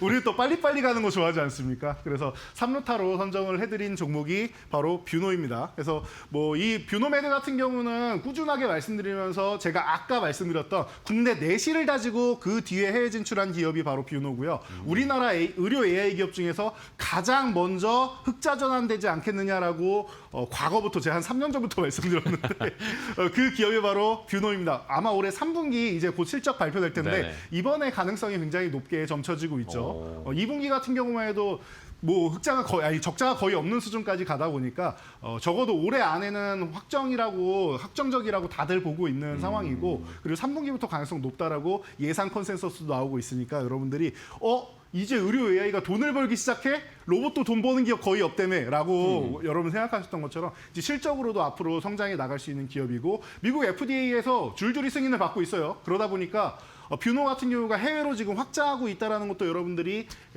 뭐 알아보신다라고 하면은 제가 볼 때는 지금 의료 AI 종목 중에서 한국인 입맛에 가장 적합하게 잘 맞는 종목이 뷰노가 아닌가 싶고요. 조금 전에 제가 AI나 뭐 스테이블 코인이나 이런 쪽에 여러 가지 사업을 하는 기업들 말씀드렸는데 네네. 뷰노 같은 경우도 업스테이지 쪽 우리나라 이제 국가대표 5대 AI 그 컨소시엄 있죠. 업스테이지 쪽에 해당이 돼 있는 기업입니다. 그러다 보니까 AI 관련 쪽으로도 여러분들이 이런 컨소시엄 구성돼 있는 쪽에 포함이 돼 있다라는 거 생각하시면은 여러분들이 좋아하시는 이슈에도 걸맞는 기업이 아닌가 싶습니다. 네, 좋습니다. 자, 3루타 종목으로 뷰노 이미 약간 이제 출발했고 약간 이제 초입이죠. 네. 출발하면서 주가가 조금씩 움직이기 시작하고 있는데 중요한 것은 실적. 네. 의료 AI 기업도 흑자를 낸다. 이거는 굉장히 상징적인 의미가 있는 것 같아요. 네. 이번에 이제 실적 시즌이 오늘 뭐 본격적으로 이제 시작됐으니까 우리나라에서도 실적이 잘 나오는지 뷰노의 실적도 저희가 한번 꼭 체크해놓고 잘 한번 살펴봐야 될 것 같습니다. 네. 3루타 종목 뷰노 봤고요. 자, 그럼 이제 한국인에게 3루타 종목이 잘 맞는데 네. 우리가 또 안정적으로 큰 수익을 내시는 이 기다림 참을성이 있는 분들은 말로 홈런 종목을 기다리고 계십니다. 네. 자, 오늘의 말로 홈런 종목은 뭘까요? 이미 눈치채신 분들 많으실 텐데요. 뷰노 나왔으니까. 네, 당연히 루닛이 나와야겠죠. 네, 그쵸. 오늘의 말로 없는 종목은 여러분들이 다 알고 계시고 루닛. 네. 제가 작년부터 계속 말씀드리고 있는 루닛입니다. 이미 작년에 제가 루닛을 미국에 이제 대선 앞두고 11월 4일 날 이 이데일리 TV를 통해서 소개해드리면서 128%가 올랐습니다. 그 당시에 제가 이렇게 말씀드렸어요. 여러분 지금 8만 원 돌파하고 있는데 거래 대금이 없습니다. 이제는 좀 쉬어야 됩니다. 쉬는 구간 나오면 제가 다시 소개해드릴게요 라고 말씀을 드렸는데 저는 지금 가격이 말도 안 되게 싼 가격이라고 생각해요. 그 당시에 작년 11월 4일 날도 제가 4만 원 회복되면 보시고 4만 원 전에는 이제 밀릴 때마다 보세요라고 10월부터 11월까지 계속 말씀드렸는데 11월 4일이 4만 원 회복되는 날이었습니다. 오늘 무슨 날이에요? 4만 원 회복되는 날입니다. 네. 그래서 작년을 생각하면서 이제 거의 1년 다 돼가지 않습니까? 그래서 작년 10월에 처음 소개시켜드리고 다시 소개시켜드리기엔 또 뜻깊은 이런 기간이 되지 않나 싶어서 루닛을 다시 한번 말씀드리고요. 3D 유방암 영상 진단 솔루션으로 해서 모두가 지금 알고 있고 암이라고 제가 조금 전에도 말씀드렸는데 이쪽은 이제 사람이 판단하기가 사실 쉽지 않단 말이에요. 그러다 보니까 이런 부분에 대해서 이 AI가 도와준다라고 하면 조금 더 정밀하게 그리고 미리미리 예측하는 것이 가능하다라고 해서 이런 부분을 여러분들이 이제 관심 가져보시면 좋을 것 같고요. 루닛은 이제 제가 조금 전에 말씀드렸던 뷰노랑 다르게 내실을 다진 것도 있겠지만 해외 진출을 먼저 시작을 했어요. 그래서 마케팅 비용이 굉장히 많이 나오다 보니까 지금 적자폭이 확대되고 있습니다. 근데 매출액 보시면은 굉장히 많이 폭발적으로 늘어나는 걸 보실 거예요. 왜냐? 이미 볼파라를 인수했습니다. 그 미국에 이미 인프라가 쫙 깔려 있는 기업을 인수했기 때문에 처음 진출하면 뭐예요? 우리나라도 신약을 개발했다. 우리가 직접 진출 못하고 유통사를 따로 계약해서 미국에 들어간단 말이에요. 그런데 이 의료 AI 같은 경우도 기술이 있으면 뭐하니까 아무도 모르는데 그런데 이 볼파의 인프라를 바탕으로 해서 이미 딱 인수한 지 1년 만에 200개가 넘는 영상의학기관에 공급을 하기 시작하고 있어요. 이게 루닛이 제가 볼 때는 글로벌 확장을 위해서 너무나도 전략을 잘 세우지 않았나라고 보고 있는 부분이고요. 그리고 FDA 승인 이후에 글로벌 확장을 미국만 하는 게 아니라 카타르에도 이제 국가검진 프로젝트로 공급을 하고 있다는 거 이미 과거부터 알려진 사실이고요. 최근에 스페인 발렌시아주에서 유방암 검진 사업을 단독으로 수주했습니다. 수많은 경쟁사도를 제치고 스페인에 진출했다라는 거. 스페인 같은 경우는 유럽에서 또 인구도 또 탄탄하게 있는 이런 지역이다 보니까 또 발렌시아 같은 경우 또 이제 적절히 이제 그 부와 명예를 가지고 있는 이런 지역이기도 하고 하다 보니까 적절히 잘 진출하지 않았나 싶고요. 프랑스에 이제 UAE하고 계약을 하면서 이게 공공기관에 공급하는 곳입니다. 공공의료기관 쪽으로 진출을 하기 시작한다. 여러분들도 생각해 보시면 공공의료기관에 진출한다라고 하면 일반인들이 알기가 쉽겠죠. 그렇게 퍼져나가면은 민간으로도 퍼져나가기 굉장히 좋은 여건을 갖췄다라고 보시면 될 것 같아요. 그래서 내실을 다지고 해외를 진출한 뷰노냐 아니면은 해외 진출을 먼저 확장해서 폭발적인 성장을 기록하고 이제 돈만 벌면 되는 루닛이냐라고 보면은 돈도 이미 벌기 시작하고 있잖아요. 여기가 투자만 하고 해서 그런 게 아니라 마케팅 비용으로 돈을 많이 써서 그런 거다. 그리고 R&D 비용으로 돈을 많이 써서 그런 거다라고 생각하면은 제가 볼 때는 지금 이렇게 폭발적으로 성장하고 있는 이런 구독 서비스, 우리 챗 GTP나 이런 것도 구독형 아닙니까? 구독형입니다. 매달 늘어나고 있고 공급처가 늘어나면은 계속 누적이 된다라고 여러분들이 생각하시면 돼요. 그러다 보니까 루닛 같은 경우 여러분들이 기대해 볼 만하지 않나 싶고요. 현재 매수가는 제가 볼 때는 4만 원 전후 구간이면 너무나도 좋은 과정인 것 같아요. 그래서 차트를 보면서 간단하게 설명을 드린다라고 하면은요.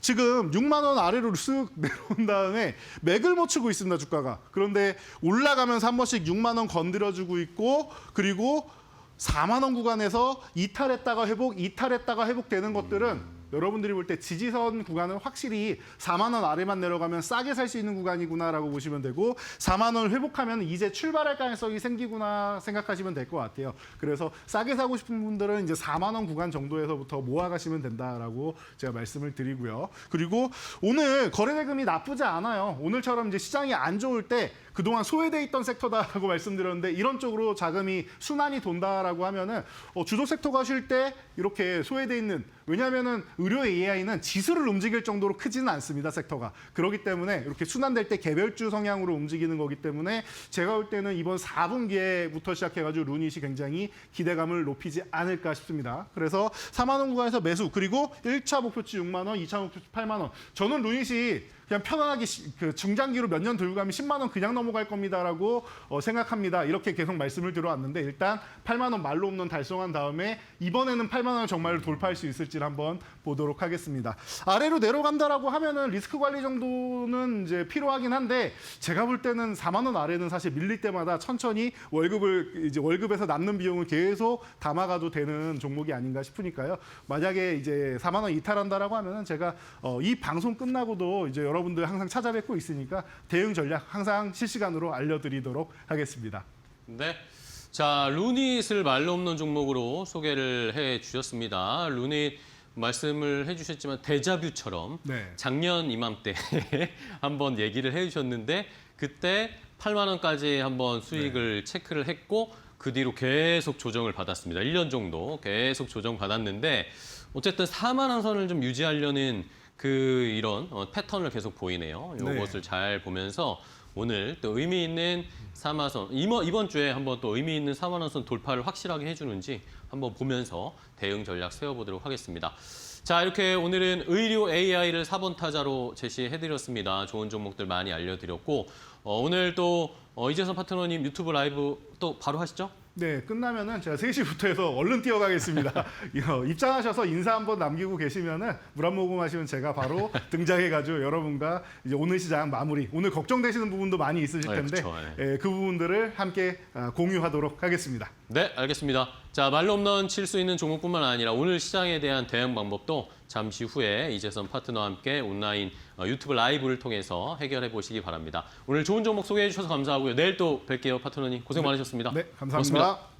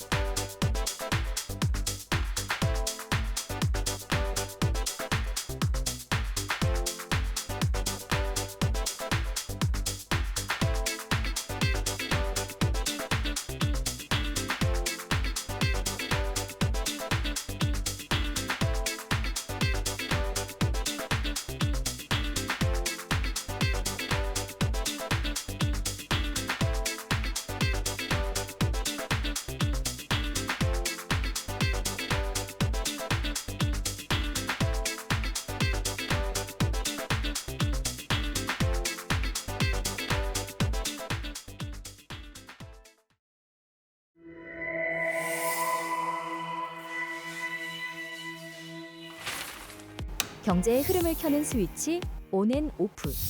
오늘은 명절이 남긴 피로, 심리의 경제에 대해 이야기해봅니다.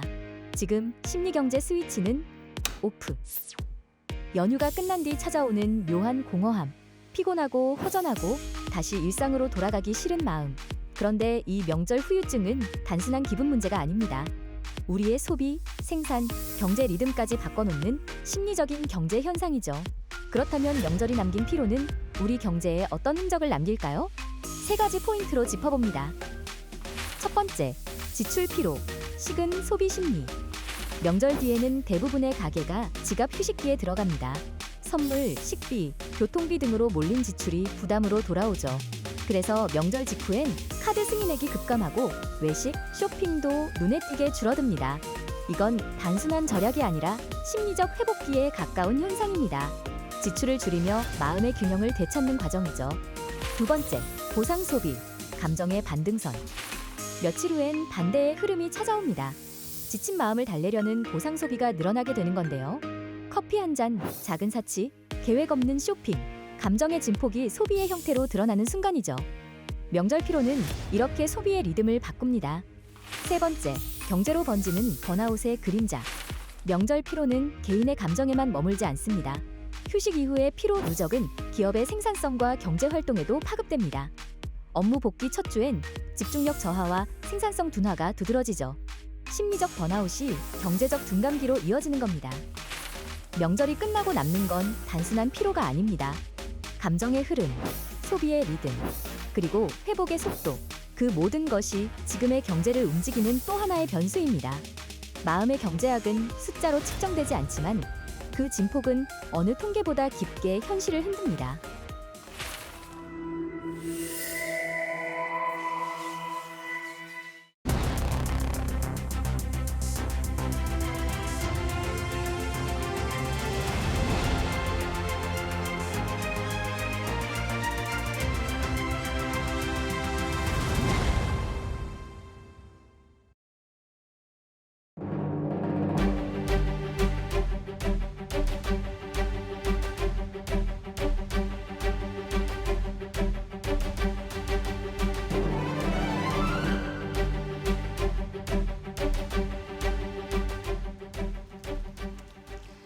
네, 안정의 맥락 시간으로 이어가 보겠습니다. 오늘 국내 증시 분위기가 그다지 좋지 않은 모습이 이어지고 있는 상황입니다.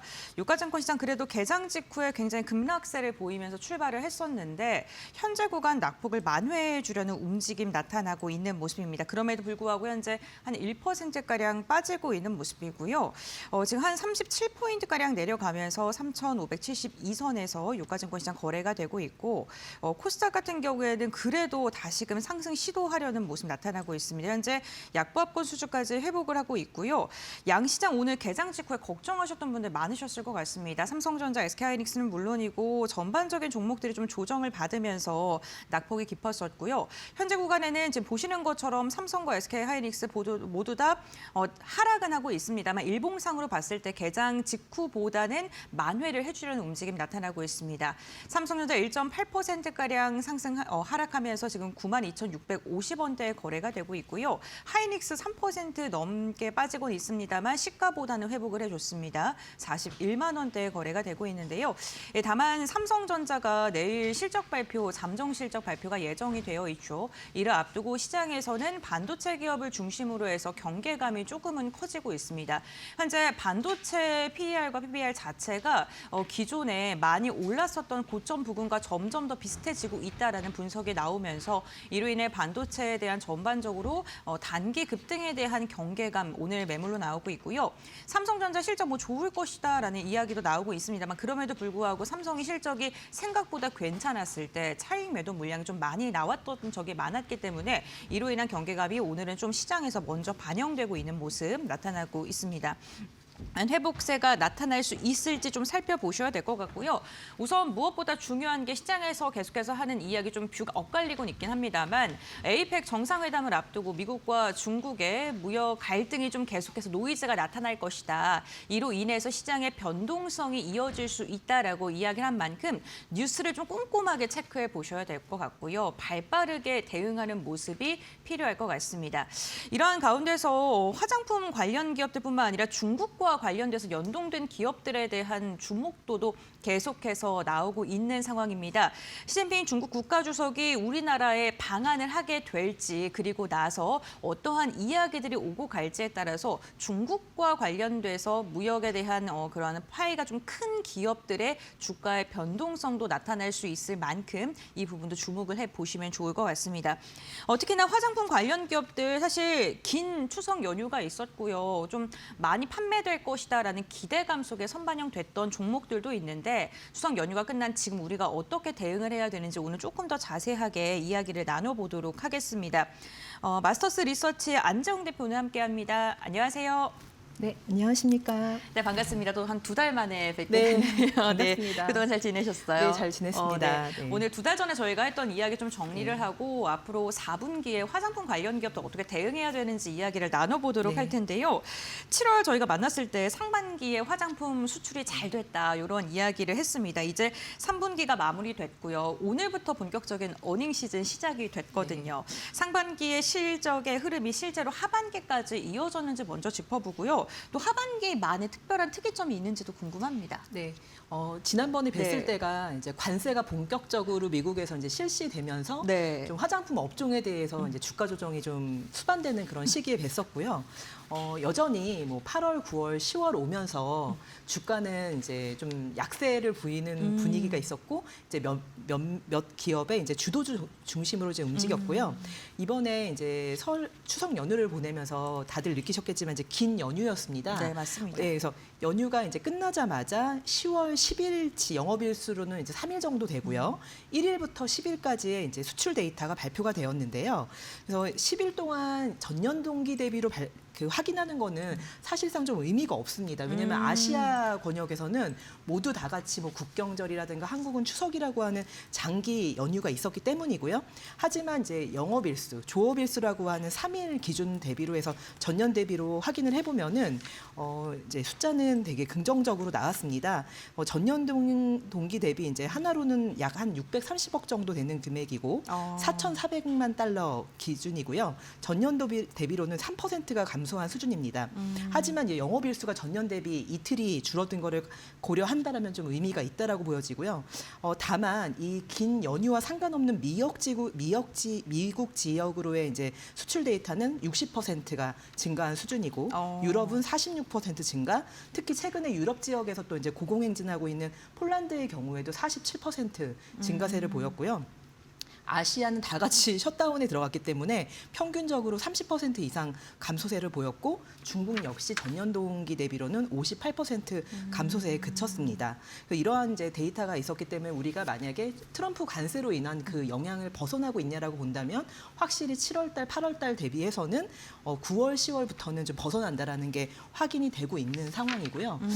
다만 이제 이 10월 이제 열흘 동안에 좀 지난 7월 달 대비 좀 변수가 뭐였냐라고 본다라면은 지난 7월에는 아마존 프라임데이가 한국 화장품에 이제 좋은 성적을 내는 되게 중요한 이벤트로 작용을 했었습니다. 근데 이번에 7월 7일부터 8일까지 아마존 프라임 빅딜 데이라고 하는 또 이제 한 이틀 정도의 그 기간들이 있었는데요. 네, 다만 이제 이 기간 동안에는 지난번 7월 달, 그러니까 3개월 전에 있었던 아마존 프라임 데이비에 비해서는 월 평균 주문액이 당시 7월 달에는 53.54달러였다라면은 이번에는 45.42달러로 약 15% 정도가 평균적으로 감소했습니다. 이건 사실 이제 K뷰티에만 해당되는 게 아니라 전체 아마존 프라임 데이 그 행사를 말하는 거고요. 하지만 이런 분위기 속에서도 K뷰티의 주요 기업들이 여전히 이제 고성장을 했다라는 거는 오히려 관세가 적용되고 난 다음에도 K 브랜드의 인지도라든가 좀 뭔가 모멘텀이 더 부각되고 있다라는 걸로 좀 증명할 수가 있습니다. 네, 알겠습니다. 우선 수치를 좀 짚어주셨는데 7월과 비교했을 때 미국 시장에서의 화장품 판매가 전반적으로 조금 주춤하는 모습이 나타나긴 했습니다만 결국에는 이러한 관세에 대한 부담감이 우리나라의 화장품의 경쟁력을 더 돋보이게 해주는 그러한 영향으로 확인을 해볼 수 있다라고 이야기를 해주셨고요. 결국에는 이 화장품이라는 게 소모성 제품이긴 합니다만 미리 사재기를 하셨던 분들도 많으셨을 것 같고 그로 인해서 이번에는 좀 판매가 좀 저조하지 않았나라는 생각도 듭니다. 이번에도 역시나 미국 안에서의 인지도가 높았던 기업들에 대해서 긍정적인 말씀을 해주셨어요. 네. 그렇다면 이게 실제로 주가에 반영이 되고 있는 걸까요? 네, 지금 네. 이제 계속 수출에 대한 그 관세에 대한 여러 가지 이제 변동성, 네. 불확실성이 여전히 뭐 화장품 sek터에도 반영되고 있기 때문에 전반적인 주가 모멘텀은 분명히 이제 상반기 대비로는 좀 둔화될 수밖에 없고요. 하지만 절대적인 펀더멘탈에서 대해서 이제 말씀을 드린다라면은 지난 이제 3분기 영업 기간 동안 예를 들면은 이제 K 인디 브랜드들 중에서 대표적인 브랜드라고 할 수 있는 뭐 구다이 글로벌의 조선미녀라든가 아모레퍼시픽의 라네즈 같은 경우는요. 미국 세포라 오프라인 채널에 독점 계약을 맺었습니다. 그리고 또 얼타뷰티 채널 내에서 APR의 이제 화장품 브랜드죠. 메디큐브. 그리고 이제 비상장이지만 더 파운더즈의 아누아라는 브랜드들이 다 이제 단독 계약들을 맺게 됐고요. 그리고 최근에 이제 올해 상장한 달바 글로벌의 경우에도 원래 미국 중심의 그 매출 비중이 높은 브랜드가 아니었는데 최근 이제 3분기 중에 미국 얼타뷰티에 입점하는 동시에 바로 이어서 이제 미국뿐만 아니라 유럽의 이제 오프라인 유통망으로도 확장을 본격화하는 모습을 보이고 있어서 말씀드린 것처럼 이제 주도권을 나타내고 있는 K 인디 브랜드들의 경우에는 이 관세 영향에도 불구하고 계획했던 확장을 이어가는 모습이 확인됩니다. 네, 이게 독점 판매 계약이라는 게요. 어쨌든 이 브랜드들이 있어야지 소비자들이 지갑을 열 수 있기 때문에 기업들 입장에서 독점 계약에 대해서 더 많은 돈을 사용을 할 텐데 그러한 브랜드들이 국내에 계속해서 나타나고 있고 심지어 파이프라인의 다각화가 이어지고 있다는 점까지 확인을 해본다면 지금 세계 시장으로 뻗어나고 있는 K-뷰티의 지속력은 좀 여전할 것이다라고 좀 이야기를 해볼 수 있을 것 같습니다. 사실 이번에 화장품 기업들에게 좀 주목을 했던 것 중에 하나가 연휴가 긴 만큼 특히나 무비자 입국이 허용이 되는 만큼 중국인들이 많이 와서 화장품이라던가 뿐만 아니라 식품이라던가 이런 소비를 많이 하지 않을까라는 기대감에 좀 미리 주가가 반영되는 것도 있었거든요. 근데 실제로 뉴스를 보니까 생각보다 지갑을 덜 열었다. 이런 이야기도 확인이 되더라고요. 매출 관련해서 어떠한 부분 좀 주목해 보면 좋을까요? 이제 10월이 네. 중순으로 가고 있는 과정에서 추석 연휴 동안에 이제 열흘 동안의 그 특수 가운데 말씀하신 것처럼 이제 화장품 브랜드 업체들에게 이 중국 무비자 효과가 네. 직접적으로 반영됐다.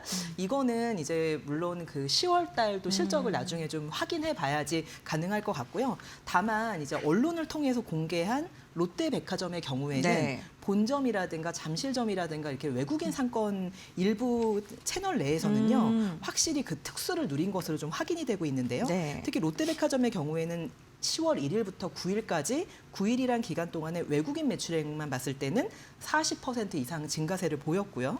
특히 롯데백화점 본점 매장의 경우에는 중국인 고객 매출액이 전년 대비 45% 증가했고 그다음에 의류 매장이라는 그 카테고리만 압축해서 본다면 외국인 고객 매출액이 또 80% 비중까지 늘어나는 것으로 보여서 주로 백화점의 유통 채널들과 이제 뭐 명동이라든가 성수라든가 이런 외국인 상권에서는 중국인 특수가 이제 일부 많이 반영이 된 것으로 보이지만 우리가 투자하고 있는 상장 기업들에게 10월 달에 이 중국인 특수를 갖다가 이제 좀 가려낸다라면은 이 부분은 좀 취합하는 데 좀 시간이 걸리지 않을까 이렇게 좀 판단하고 있습니다.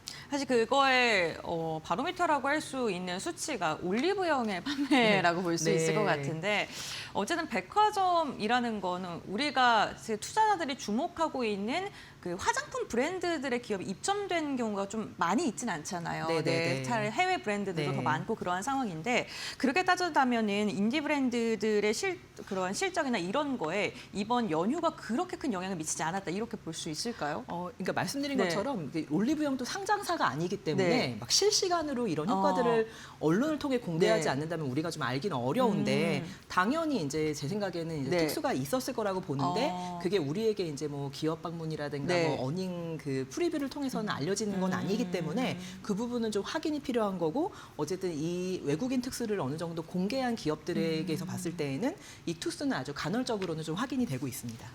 알겠습니다. 우선 그 실시간으로는 확인이 되지 않는 수치이기 때문에 시간을 조금 더 두고 봐야 될 것 같고요. 저는 추석 연휴 때 보니까 외국인분들 많더라고요. 네, 그래서 아무래도 좀 화장품뿐만 아니라 여러 가지 부분에 있어서 좀 영향을 미치지 않았을까라는 생각도 듭니다. 저희가 인디 브랜드에 대한 이야기를 지난해부터 계속하고 있는데요. 반면 그 전통 대표주라고 할까요? LG 생건이라던가 아모레퍼시픽 같은 경우에는 다른 중소형 개별주랑 비교했을 때 그렇게 주가의 퍼포먼스가 나오지는 않고 있는 듯합니다. 3분기 실적을 발표하면서 과거의 명성을 되찾을 수 있을지 궁금한데요. 대형주의 상승 가능성은 어느 정도로 보고 계실까요? 당장 다가오는 3분기 실적만 가지고 뭐 갑작스럽게 이제 뭐 펀더멘털이 바뀐다 이렇게 전망하기는 좀 어려울 것 같고요. 다만 최근에 좀 변화의 시그널들을 좀 확인해 볼 수가 있는데요. 아모레퍼시픽 같은 경우는 최근에 이제 창립 80주년을 기념하는 행사 자리에서 크리에이티드 뉴 뷰티라는 비전 선포를 했습니다. 그러면서 이제 5대 전략을 제시했는데 그 중에서 무엇보다도 이제 글로벌 핵심 시장을 집중해서 육성하겠다라는 이제 그 비전을 가장 중요한 해외 비전을 제시를 했고요. 비단 이제 그 기간을 갖다가 이렇게 명시하진 않았지만 향후에 이제 해외에서의 매출 비중을 뭐 전체 아모레퍼시픽 그룹 내에서 70%까지 목표하겠다라고 제시를 했고요. 그다음에 얼마 전에는 이제 또 공정 공시를 통해서 올해 하반기, 25년도 하반기부터 26년도 상반기까지 4조 4천억의 매출액을 달성하겠다라는 어떤 중장기적인 그 매출 계획을 발표를 하면서 뭔가 지금 이제 회사가 전략과 해외에 대해서 이제 여러 가지 이제 브랜드 리뉴얼이라든가 모든 이제 실적 개선을 위한 포부들을 좀 제시를 하고 있는 상황이고요. 또 LG 생활건강 같은 경우도 원래는 지금 전반적인 임원 인사가 연말 정도에 이루어져야 되는데 그보다 한 2달 가까이 좀 빠르게 진행이 됐습니다.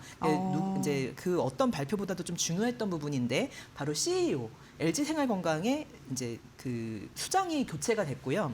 이 새로운 CEO께서는 로레알이라고 하는 이제 글로벌 기업에서 뭐 우리가 알고 있는 이제 키엘이라고 하는 브랜드를 아시아 권역에 이제 확장시키는 데 기여를 하신 분이시고요. 이분을 최근에 이제 영입하겠다라는 발표를 뭐 언론을 통해서나 뭐 여러 가지 이제 그 매체를 통해서 발표를 했고요.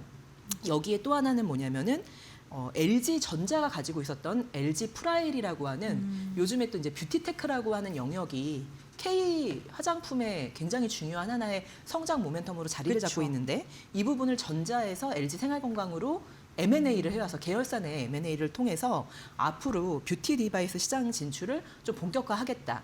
이렇게 좀 최근에 뭐 아모레퍼시픽도 그렇고 LG 생활건강도 그렇고 중장기적으로 회사를 좀 점검하고 또 새롭게 이제 비전을 좀 제시를 하고 있기 때문에 이 방향이 앞으로 어떻게 단계적으로 개선되고 실적의 변화로 실적 개선으로 연동되느냐 이제 이러한 어떤 그 발전 과정에서 주가 모멘텀은 좀 좋아질 거라고 보고 있고요. 하지만 당장의 단기 실적에서 이렇게 좀 뭔가 유의미하게 가시적인 실적 개선은 좀 지켜봐야 될 것 같습니다. 그러면 주가가 이제 완전히 좀 상방으로 돌아가기 위해서 이 두 기업들의 어떠한 그 포인트가 필요하다고 생각하세요? 요즘에 이제 한국 화장품의 수출과 여기에 연동되는 주가 모멘텀에서 보여지는 이제 인디 브랜드들은요. 당연히 몸집이 가볍고 단일 브랜드가 많습니다. 근데 이들이 지금 또 비상장인 기업들의 경우에도 뭐 인수합병을 굉장히 공격적으로 하고 아니면은 뭐 뷰티 디바이스로 시작했다가 또 브랜드를 키워내고 이런 식으로 사업의 수직 계열화를 갖다가 굉장히 빠른 시간 내에 속도전을 벌이고 있고 이 부분이 해외에서 이제 어필되고 있기 때문인데요.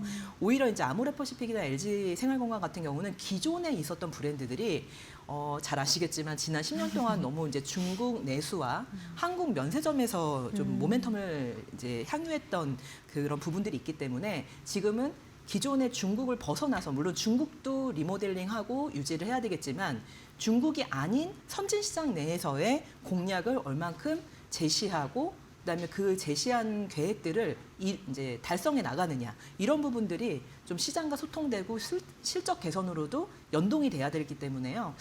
결국 이제 북미라든가 유럽을 중심으로 선진 시장 내에서의 아모레퍼시픽과 LG생활건강이 보유하고 있는 브랜드들의 좀 그 가시적인 성과들이 좀 보여져야 될 것 같습니다. 네, 알겠습니다. 상반기에 APR이 K뷰티의 주역이라고 할 수 있습니다. 그렇다면 대표님이 보시기에 하반기 이후에서 좀 주목해 볼 만한 제2의 APL이라고 해야 될까요? 어떤 종목이 있을까요? 네. 어떤 기업이? 네. 이게 좀 아쉬운 부분이 뭐냐면 네. 지금 한국의 화장품 시장을 이끌고 있는 K 인디 브랜드들은 네. 정말 많습니다. 많죠. 근데 문제는 뭐냐면은 주식 시장에 상장이 되어서 이게 투자가 관점에서 투자할 수 있는 기업으로 뽑는다라면은 좀 제한적이에요. 그래요? 네. 그래서 당분간은 이제 APR의 독주가 더 이어질 것으로 보고 있고요. 다만 올해 이제 상반기에 상장했던 달바 글로벌이 아무래도 이제 상장 1년 차에서 오는 뭐 오버행 이슈라든가 이런 부담들이 있지만 여전히 이제 좀 안정적으로 우상향하는 실적들을 보이고 있기 때문에 뭐 차선 노조를 본다라면 달바 글로벌을 좀 계속해서 꾸준히 좀 봐야 되지 않을까. 뭐 이제 다른 화장품에 비해서는 좀 최근에 이런 오버행 이슈에 의한 주가 조정이 좀 있었고요. 하지만 향후에 좀 더 긴 안목에서 아직 상장하지 않았지만 단계적으로 상장을 준비하고 있는 기업들을 본다 그러면은 아까도 이제 말씀드렸지만 아누아라고 하는 더 파운더즈라는 기업의 아누아라는 브랜드가 최근에 또 아마존과 일본 온라인 Q10 채널에서도 굉장히 이제 좀 한국 K 인디 브랜드 중에 탑셀러로 뽑히고 있는 회사이기 때문에 이들의 이제 변화도 좀 봐야 되고요. 또 비나우라고 하는 뭐 휘랑 넘버제인이라는 브랜드를 갖고 있는데 여기는 이제 사실 자금 조달을 해서 상장의 계획을 내년에 가지고 있습니다. 그래요? 네. 네, 그리고 또 너무 잘 아시는 것처럼 비상장이지만 실질적인 한국 화장품 시장의 판을 바꾸고 있는 구다이 글로벌의 뭐 조선미녀를 가지고 있는 기업이죠. 여기도 1년 안에는 어렵지만 2년 이내에는 상장 가능성이 있기 때문에 APR을 계속해서 주목하시다 보면은 이런 경쟁 관계에 있는 K뷰티들이 지속적으로 IPO를 진행할 것으로 보이기 때문에 좀 중장기적인 관점에서는 지금 현재 비상장에 있는 기업들도 좀 관심을 가지고 보시면 좋을 것 같습니다. 네, 알겠습니다. 오늘 안재영 대표와 함께 K뷰티 화장품 관련된 기업들에 대한 이야기를 나눠봤습니다.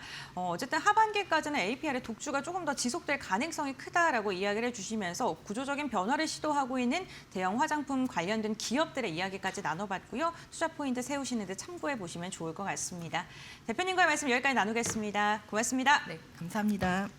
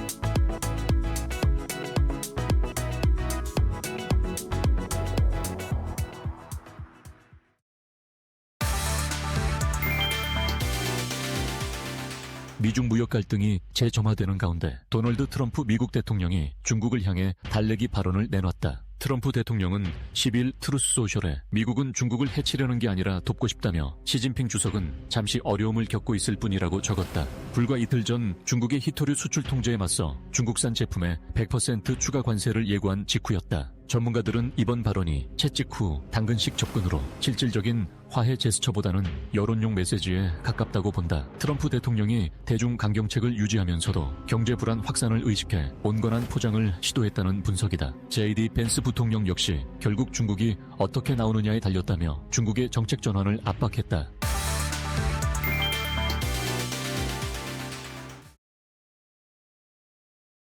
네, 월요일 장마감 동시호가 구간에 들어와 있습니다. 오늘도 라스트 찬스로 이 시간 이어가 보도록 하겠습니다. 월요일에 두 분 모셨습니다. 레몬리서치 김민수 대표, 해운솔루션 이정호 대표 함께합니다. 어서 오십시오. 네, 오늘 코스피는 약세 마감 예상되고 있고요. 코스닥이 그래도 현재 구간에서 플러스 전환을 시도하고 있습니다.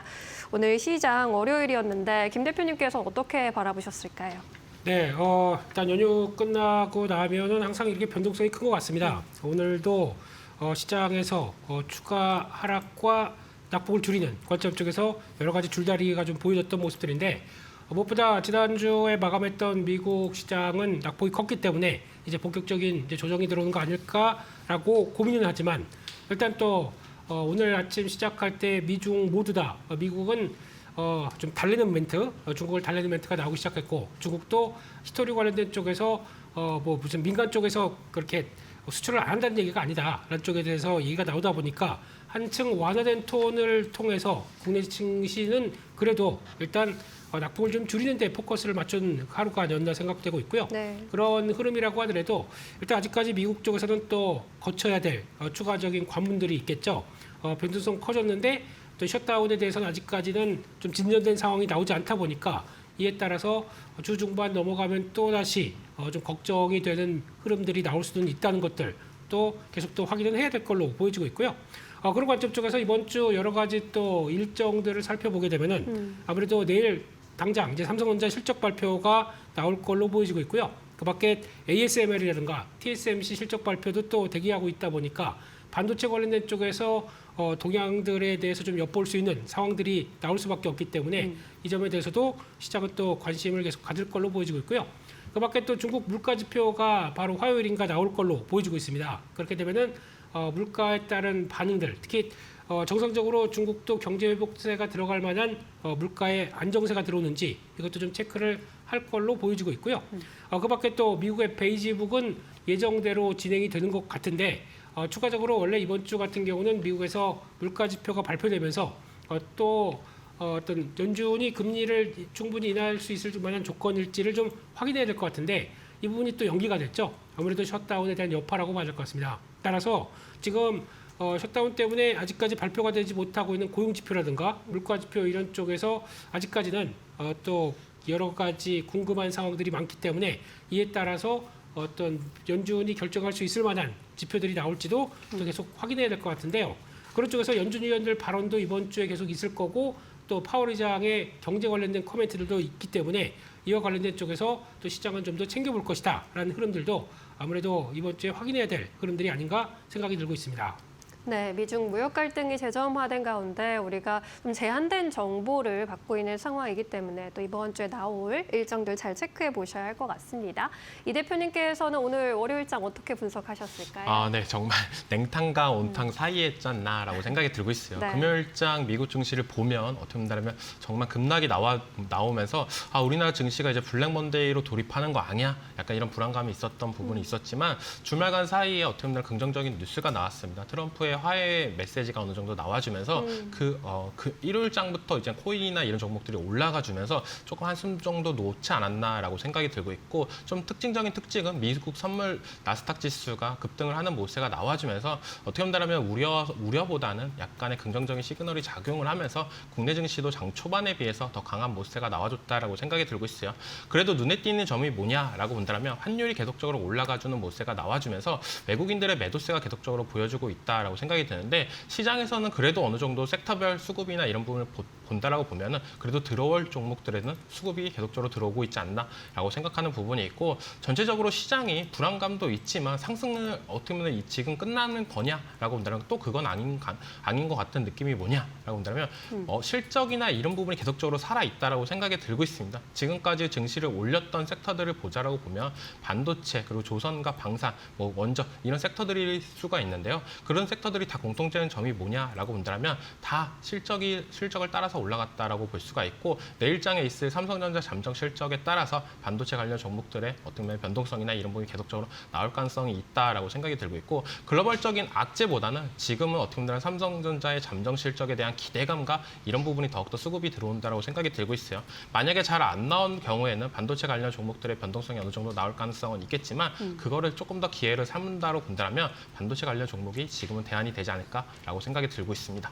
네, 반도체 관련해서 앞으로에도 조정이 나온다고 하더라도 기회로 볼 수 있겠다라는 이야기까지 해주셨습니다. 오늘도 장중에 환율이 1,430원대까지 좀 돌파하는 흐름이기도 했는데 환율 관련해서는 앞으로 모니터링 어떤 부분 해보는 게 이 대표님 좋겠습니까? 환율 관련해가지고 계속적으로 체크해볼 필요는 있겠지만 제일 중요한 건 뭐냐라고 본다면 외국인들의 수급 이탈이 되냐 안 되냐가 제일 중요하다고 생각이 들고 있어요.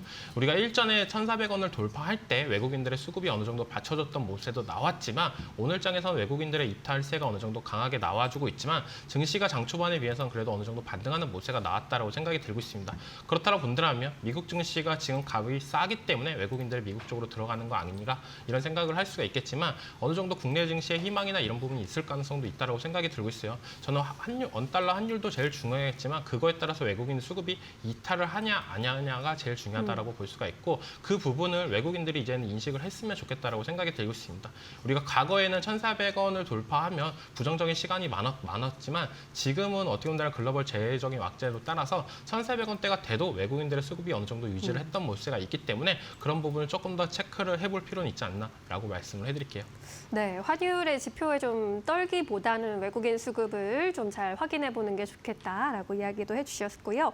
코스피 지수가 그래도 장 초반에 낙폭을 빠르게 회복해주는 모습이었습니다. 오늘 동시효과 구간에서도 낙폭을 줄이려는 움직임 보여주면서 0.7%대 마감 예상되고 있습니다. 3,582포인트 마감이 예상되고 있고요. 코스닥의 경우에도 이제 장 막판에 또 다시금 플러스 전환을 시도하면서 0.1%대 오름세로 860선 지키면서 마감을 기다리고 있습니다.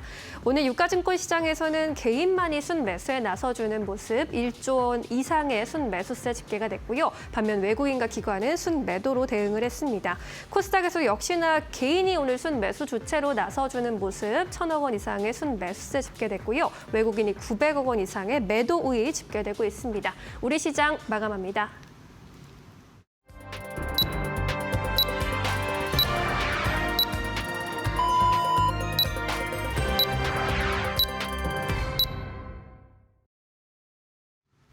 (10월 13일) 월요일장 국내 증시 마무리가 됐습니다. 개장 직후에 큰 낙폭을 그리면서 출발했던 양시장은 하락폭을 만회하면서 마감하는 데 성공을 했는데요. 반도체주들이 낙폭을 다소 줄여주는 듯한 모습으로 시장의 하방이 좀 단단하게 지지받는 모습이었습니다. 그렇다면 트레이딩 뷰를 통해서 조금 더 자세한 종목별 마감 상황 확인해 보시죠. 네, 오늘 삼성전자가 마지막에 그래도 계속해서 회복해주려는 모습 나오면서 1%가량 빠지면서 마감하는 데 성공했고요. SK하이닉스는 3%가량 하락으로 종가를 체결했습니다. 주말 사이 진행됐던 그 미국 증시에서 엔비디아가 4% 넘는 급락세를 그린 것과 비교한다면 국내 반도체 대장주들은 그럼에도 불구하고 버텨주는 모습이 나타났고요. 방산 관련 기업들은 지난주에 이어서 오늘까지도 하락세 이어갔고요. 오늘 리튬 관련된 기업들의 상승폭이 눈에 띄었습니다. 포스코 퓨처엠은 7% 넘는 강한 상승 그리면서 마감을 했는데 중국에서 리튬과 관련된 수출 규제 통제를 하겠다라는 소식이 전해지면서 국내 리튬 관련 기업들 반사이익에 대한 기대감 속에 상승했습니다. 2차 전지 관련 기업들도 시장 대비 선전했습니다. LG 엔솔은 0.1%, 삼성 SDI도 1.6% 상승 마감하는 데 성공했는데요. 생각보다 LG 에너지 솔루션의 실적이 잘 나와주면서 이로 인해 2차 전지 전반적으로는 좀 버텨주는 모습이었고요. 오늘 두산 에너빌리티가 신고가 돌파하는 데 성공을 했죠. 미국의 가스터빈 수출 처음으로 성공했다라는 소식 전해지면서 장 막판까지도 견조한 움직임 나타났습니다. 고려아연이 오늘 19% 넘는 강한 상승 마지막까지 이어갔습니다. 고려 아연의 부속물이 실적을 조금 견인해 줄 수 있을 만큼의 좋은 실적을 낸다라는 소식이 전해지면서 고려 아연 히토류 관련주와 엮이면서 두 자릿대 강세까지 이어갔고요. 네이버는 1%가량 빠지면서 종가를 체결했는데 AI 학습을 위해서 뉴스를 무단으로 사용했다라는 소식이 전해지면서 흔들림이 조금 더 심해졌던 것 같고요. LG전자 역시나 생각보다 괜찮은 실적 나오면서 2%가량 상승 마감하는 데 성공했습니다. 다음으로는 코스닥 함께 살펴보겠습니다. 코스닥은 섹터 안에서도 혼조세가 펼쳐졌는데요. 특히나 의료기술, 바이오 관련된 기업들 중에서 알테오제는 오늘 3% 빠졌고요. 오늘 비만 치료제 관련 기업인 펩트론과 삼천당제약도 일자리 하락했는데 미용 관련된 기업이 그래도 힘내주는 모습이었습니다. 파마리서치가 3% 넘게 상승했고요. 오늘 HLB도 6%가량 상승하면서 기술력 있는 기업들을 중심으로는 그래도 버텨주려는 모습이었고요. 에코프로 그룹주들 일제히 4% 넘게 상승하는 모습, 그리고 레인보우 로보틱스가 4% 넘는 강한 상승 그리면서 마감했는데요. 로봇 산업에 대한 성장성이 지속적으로 나오면서 이로 인해 투자 심리가 지난주에 이어서 오늘까지도 우호적이었고요. 반도체 관련 기업들은 좀 희비가 엇갈렸는데 리노공업이 4%가량 상승하는 모습, 대장주가 흔들렸음에도 불구하고 버텨줬다는 점 체크해 보셔야 될 것 같고요. 그 로봇 관련 기업 중에 그 부품 기업이죠. 하이젠 R&B이 무려 16% 급등 마감하는데 성공을 했습니다. 엔터주들 하이브까지 포함해서 엔터 4사 일제히 상승 마감하는데 성공을 했습니다. 3분기 실적 시즌이 이제 개막을 했는데 호실적이 기대된다는 그러한 이야기 분석들이 나오면서 투자 심리가 오늘 우호적으로 흘러간 것으로 보입니다.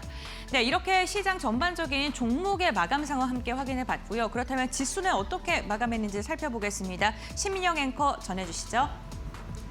네, 오늘 코스피, 코스닥 마감 상황 자세히 살펴보도록 하겠습니다. 오늘 지수는 그래도 큰 폭의 낙폭을 만회하면서 양대 지수가 엇갈린 흐름 보였지만 코스닥의 경우에는 상승 전환에 성공한 채 마감 지었습니다. 코스피 지수가 0.7%대 낙폭을 그렸고요. 코스닥의 경우는 0.12%대 강보합권 마감했습니다. 코스피 200이 1% 이상 밀리면서 대형주 위주의 약세가 좀 두드러진 하루였습니다.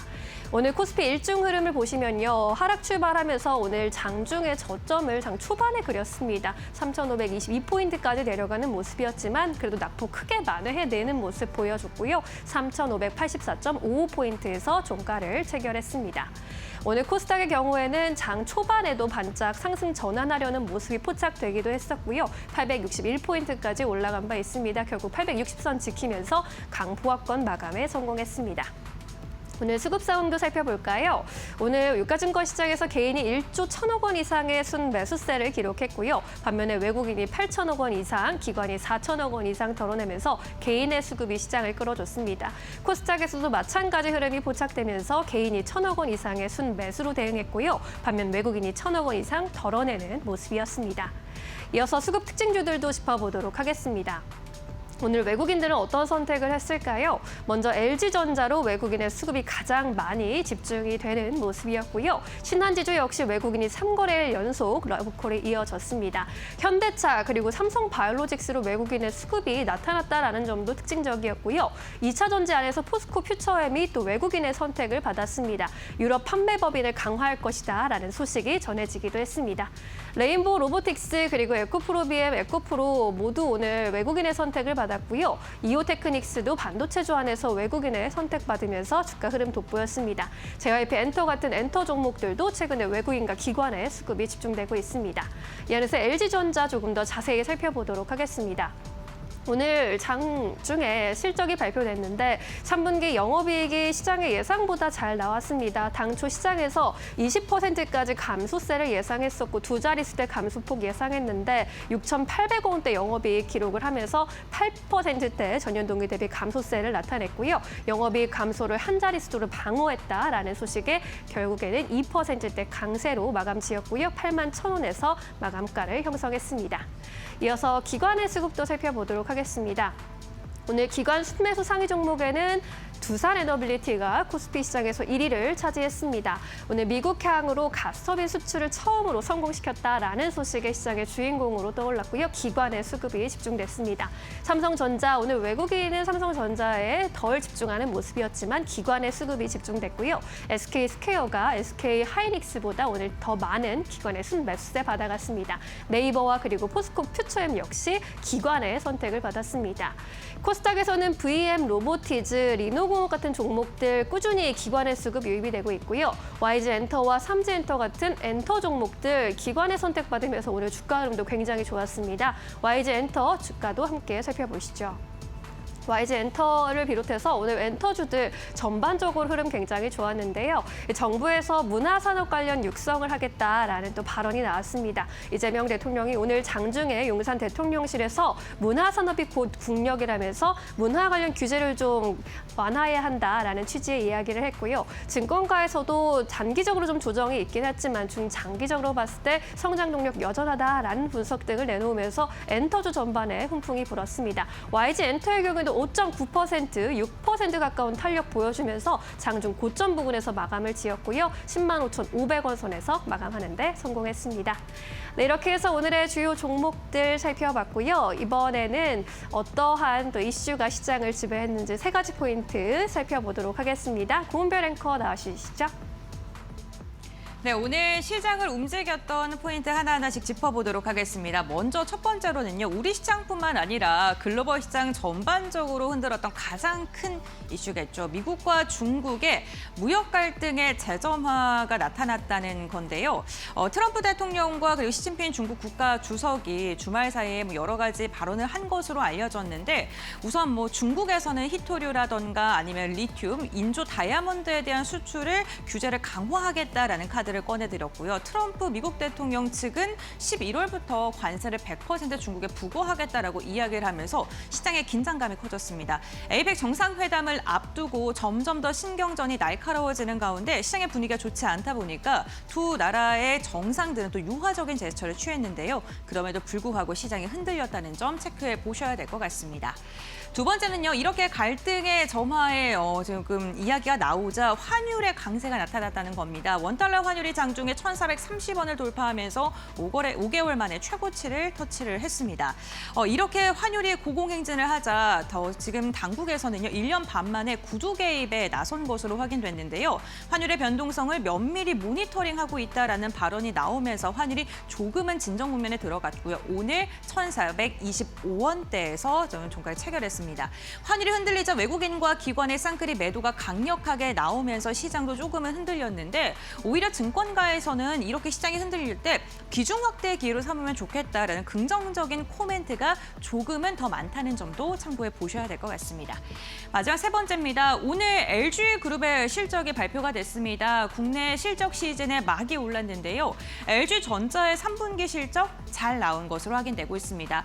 지난해와 비교했을 때 한 8%가량 영업이익이 감소를 했는데, 아무래도 희망퇴직이라던가 아니면 관세에 대한 여파로 더 안 좋을 것이다라고 전망했던 것보다는 좋은 것으로 확인됐고요.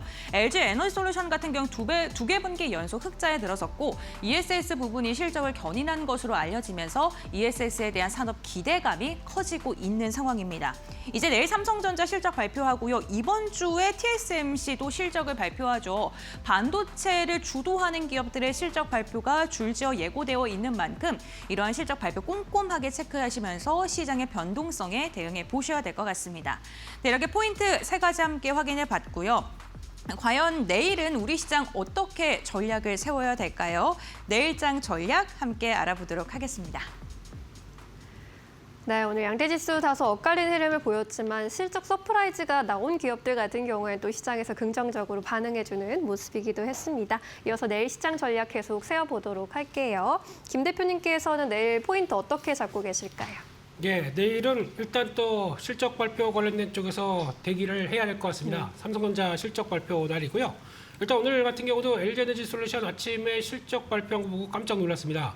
생각보다 잘 나왔었죠. 3분기 영업이익이 6천억대. 그래서 전년 대비해서 34%대까지 증가하는 모습들과 지난 분기 대비해서도 한 40%대까지 높은 모습들로 보게 되면은 일단 실적에 대한 눈높이가 저희가 그렇게 높지 않았구나라는 쪽에 대한 흐름으로 봐야 될 것 같고, 그러다 보니까 좀 처졌던, 소외됐던 2차전지 쪽의 종목들도 다시 한번 올라오는 계기가 됐다고 봐야 될 것 같고요. 그런 쪽에서 소재 쪽도 마찬가지로 LG에너지솔루션 이제 4분기부터 본격적으로 ESS 쪽이라든가 조금 더 확대된 모습으로 나오기 시작하게 되면 좀 더 기대감이 높아질 수 있고 종목들의 확산이 나올 수도 있겠다라는 쪽들도 아무래도 좀 챙겨봐야 될 것 같고요. 추가적으로 LG전자 같은 경우도 한 6,800억대 영업이익이 나오면서 물론 작년 동기 대비해서는 8% 정도 낮은 수치긴 하지만 그만큼 생각보다 좀 선방했다. 특히 관세 관련된 쪽에서 TV라든가 가전 쪽에서 생각보다 좀 좀 눈높이가 낮겠다라고 바라보던 부분들이 훨씬 더 좋은 성과를 내오다 보니까 어느 정도 슬슬 3분기 실적에 대한 기대감들이 좀 더 높아지고 있고 지수도 이만큼 올라와 있는데 반도체만 볼 것이 아니라 실적이 되는 종목들은 한번 찾아보겠다라고 하는 시장의 반응들도 조금 더 챙겨봐야 될 시점이 아닌가 생각이 되고 있고요. 네. 그런 관점 쪽에서 내일 삼성전자가 아마 3분기 영업이익이 컨센서스가 조금 더 올라와서 한 10조대까지 영업이익들이 나올 걸로 보여지고 있는데 또 증권사 분위기는 그보다 더 좋을 것이다라고 바라보다 보니까 생각보다 좀 좋은 실적과 함께 또 최근에 나오고 있는 여러 가지 동향들이 반도체 쪽에 우호적으로 나오기 시작하게 되면 삼성전자뿐만 아니라 관련된 또 소부장까지도 연결을 시키면서 확대가 될 수 있다는 점들도 보셔야 될 것 같고요. 게다가 또 최근에 나오는 수출 동향 나쁘지 않은 모습들로 봤었을 때 말씀드렸던 이제 반도체뿐만 아니라 조선이라든가 전력기기 오늘 같은 날은 또 방산 쪽은 좀 축 처지는 모습들이긴 한데 실적들은 그렇게 꺾이지 않는다라고 하게 되면 여전히 긍정적인 쪽에 무게를 두면서 종목들 특히 섹터의 흐름들까지도 같이 찾아가는 게 훨씬 더 시장에 대응할 수 있는 좋은 전략이 아닐까 생각하고 있습니다. 네, 역시나 실적에 포커스를 두고 또 주목해볼 만한 섹터까지 함께 짚어주셨습니다. 이 대표님께서는 내일 포인트 어떻게 좀 잡고 계실까요? 네, 제일 중요한 건 누가 뭐래도 삼성전자의 잠정 실적 발표가 중요하지 않나라고 생각이 들고 있어요. 근데 뭐 제일 중요한 건 주가가 올라가냐 떨어지냐 이거에 따른 대응 방법이 제일 필요하다라고 생각이 드는데 네. 삼성전자 계속적으로 기대감을 만들고 있다라고 생각이 들고 있습니다. 어떻게 보면 지금 잠정 실적 관련해가지고 어느 증권사에서는 10조 이하다, 어느 정도 이상이다 이런 얘기가 나오면서 거의 다 10조 이상으로 얘기가 나오면서 주가도 많이 올라줬다라고 생각이 드는데 기대치보다 못 나올 경우에 주가가 떨어진다라고 본다면 전 기회다라고 말씀을 해드린 부분이 그 다음 날은 또 ASML이 실적 발표가 있고 또 그 다음 날은 TSMC가 실적 발표가 있습니다. 그만큼 반도체 관련해가지고 이제는 실적 시즌에 돌입하는 만큼 삼성전자가 꺾였다라고 해서 글로벌 빅테크 기업들이 올라가 준다라고 본다면 동반적으로 올라갈 기회는 더 많기 때문에 저는 만약에 내일장에서 반도체 관련 종목들이 흔들린다라고 봤을 때는 그때가 기회가 될 가능성이 높다라고 생각이 들고 있고 미증시가 이제는 본장이 시작하고 나서 조금 더 기대를 해볼 필요는 있다라고 생각이 들고 있어요. 지금은 어떻게 보면 시간에 선물지수에서 올라가주는 모습세가 나와주면서 전반적으로 국내 증시도 어느 정도 장 초반에 비해서 상승 탄력을 만들어줬다라고 생각이 드는데 미국 증시가 시작하고 나서 다시 한번 꼬꾸라지는 모습세나 이런 부분이 나와준다고 본다면 다시 한번 분위기가 또 안 좋아질 가능성은 있기 때문에 조금 더 체크해볼 필요는 있지 않나라고 생각이 들고 있고 환율이 계속적으로 1,400원대를 유지하면서도 외국인들의 매수세는 어느 정도 들어왔었습니다. 하지만 오늘장에서 많은 이탈이 나왔던 모습세가 있었는데 그렇다고 본다면 1,430원 이상이 될 경우에 외국인들의 매도세가 나온다라고 본다면 그 가격대를 계속적으로 지켜주냐 아니면 더 떨어지면서 외국인들의 매수세가 다시 들어오냐 이런 부분을 조금 더 면밀히 지켜보면서 외국인들의 수급 현황을 조금 지켜볼 필요는 있지 않나. 오늘장에서는 어떻게 본다면 개인들의 매수세가 너무 많이 들어오지 않았나라는 생각도 들고 있습니다. 네, 수급 상황까지 내일장에서 좀 면밀히 보시면 좋겠습니다. 내일 시장에서 주목해볼 만한 종목으로 그럼 바로 넘어갈게요. 김 대표님 어떤 종목 좀 내일장에서 공략해 볼까요?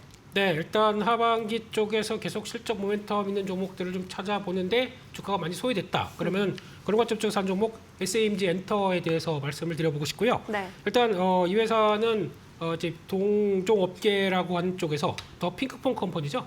이쪽이 어떤 아기상어로 유명한 이 회사가 11월 달에 IPO가 들어갈 걸로 보여지고 있습니다. 근데 영업이익이 200억이 안 되는 좀 정체된 흐름을 보이는데 시총은 한 5천억대 이상으로 예정이 돼 있다고 하게 되면 오히려 피어그룹 내에서 좀 실적 충분히 나오고 우상향이 되고 있는데 이런 관련된 종목들은 또 재평가가 되지 않을까라는 관점 쪽에서 SAMG와 엔터가 더 부각받을 가능성이 높다고 봐야 될 것 같고요. 게다가 또 에스파랑 협업하고 있고 또 이번에 캐치지 티니핑 시즌 6가 되다 보니까 이게 프린세스 티니핑인 것 같은데 예 모르겠습니다. 애들 키운 지가 오래돼서 예, 다시 관련된 쪽들은 좀 더 봐야 될 것 같고요. 시즌 2. 예, 시즌 2요. 예, 그리고 또 티니핑 응장판 시즌 2도 내년 1월 달에 개봉을 할 걸로 보이지다 보니까 이런 쪽들이 추가적인 또 모멘텀으로 될 수 있겠다라고 바라보고 있고요. 3분기는 당장 실적이 약간 위축될 수는 있겠다라고 바라보는데 영화 쪽이 작년 동기가 잡혀있기 때문에 올해는 그게 없다고 하게 되면 올해 4분기는 성수기입니다. 최대 성수기이기 때문에 또 메탈 카드봇 이것도 아마 또 나오는 걸로 알고 있다 보니까 오행 이슈가 해소되고 다음 국면을 본다라고 하게 되면 기대감이 좀 더 높은 시점이다라고 봐야 될 것 같고요. 따라서 지금 직전 고점대 부근까지 들어가는 약간 75,000원대 부근 정도까지는 추가적으로 바로 상승 탄력이 붙지 않을까라고 바라보고 있고요. 손절가는 54,000원대로 말씀을 드리겠습니다. 네, 쌈센터 75,000원까지 바라봐 주셨습니다. 이 대표님 어떤 종목 좀 보고 계세요? 네, 반도체 관련 종목입니다. 반도체 소부장은 살아있다라고 오늘 시장에서 증명을 한 것 같아요. 반도체 투톱인 뭐 삼성전자나 SK하이닉스가 하락하는 모세가 나와도 반도체 소부장들은 어느 정도 반등세가 더 크게 나와주지 않았나라고 생각이 들고 있고 그중에서 HP, SP를 조금 더 집중할 필요는 있지 않나라고 생각이 들고 네. 있습니다. 수소 어닐링 장비 관련해가지고 글로벌 독점적 지위를 갖고 있는 모세가 있는데 어떻게 보면 HBM 관련된 라인이나 이런 부분이 계속적으로 늘어난다고 봤을 때는 수소 어닐링 장비도 더욱더 수급이나 이런 부분이 더 올라갈 가능성은 있다라고 생각이 들고 있고 이 회사의 장점이다라고 본다면 영업이익률이 반도체 소부장 관련 기업들 중에서 제일 높습니다. 거의 50%대에 육박하는 모세가 나오는데 그런 모세가 계속적으로 유지가 된다고 봤을 때는 추가적인 상승 모멘텀은 나올 가능성이 있다라고 생각이 들고 있고 제일 중요한 건 신임 CEO를 이번에 선임을 했었는데 후공정 전문가를 선임을 했습니다. 우리가 계속적으로 하이브리드 본딩 장비 계속적으로 얘기가 나오잖아요. 진짜 HBM이 계속 한 단계 올라가면서 하이브리드 본딩 장비가 계속적인 수요나 이런 부분이 맞물려질 때 후공정에서도 이제 수소 어닐링 장비가 필요할 가능성이 높다라고 하면서 후공정 전문가를 데리고 왔던 부분이 있기 때문에 이 높은 영업이익률 플러스 이제 장비 다각화가 더욱더 나온다고 봤을 때 매출적인 측면이나 이런 부분이 더욱더 올라갈 가능성은 있기 때문에 지금부터 이제 모아갈 시점이 아닌가라고 말씀을 해드리겠습니다. 목표가 어디까지 볼까요? 목표가는 45,000원, 손절가는 3만 원을 제시하겠습니다. 알겠습니다. 자, 이제 간략하게 내일 시장 한마디 들어봐야겠네요. 김 대표님 어떤 의견 주시겠어요? 네, 일단 시장 방향은 조정시 매수 관점으로 접근한 전략은 맞다고 생각이 듭니다만 여전히 변동성은 조금씩 더 커질 수가 있기 때문에 이 점을 염두를 하면서 분할적으로 시장이 흔들린다 그러면 계속 또 조정시 매수 관점으로 보자 그렇게 말씀드리겠습니다. 네, 이 대표님께서는요? 네, 시장이 불안감 속에서 오늘 시장에서 어떻게 보면 유동성이 있다라고 하는 걸 증명을 했다라고 생각이 들고 있어요. 그렇기 때문에 지수보다는 섹터 쪽을 조금 더 집중적으로 봐야 되지 않나라고 말씀을 해드리겠습니다. 네, 시장의 난이도가 조금 더 생길 수도 있겠다라는 이야기로 들리는데요. 내일도 잘 대응해 보시길 바라겠습니다. 여기서 보내드릴게요. 고맙습니다.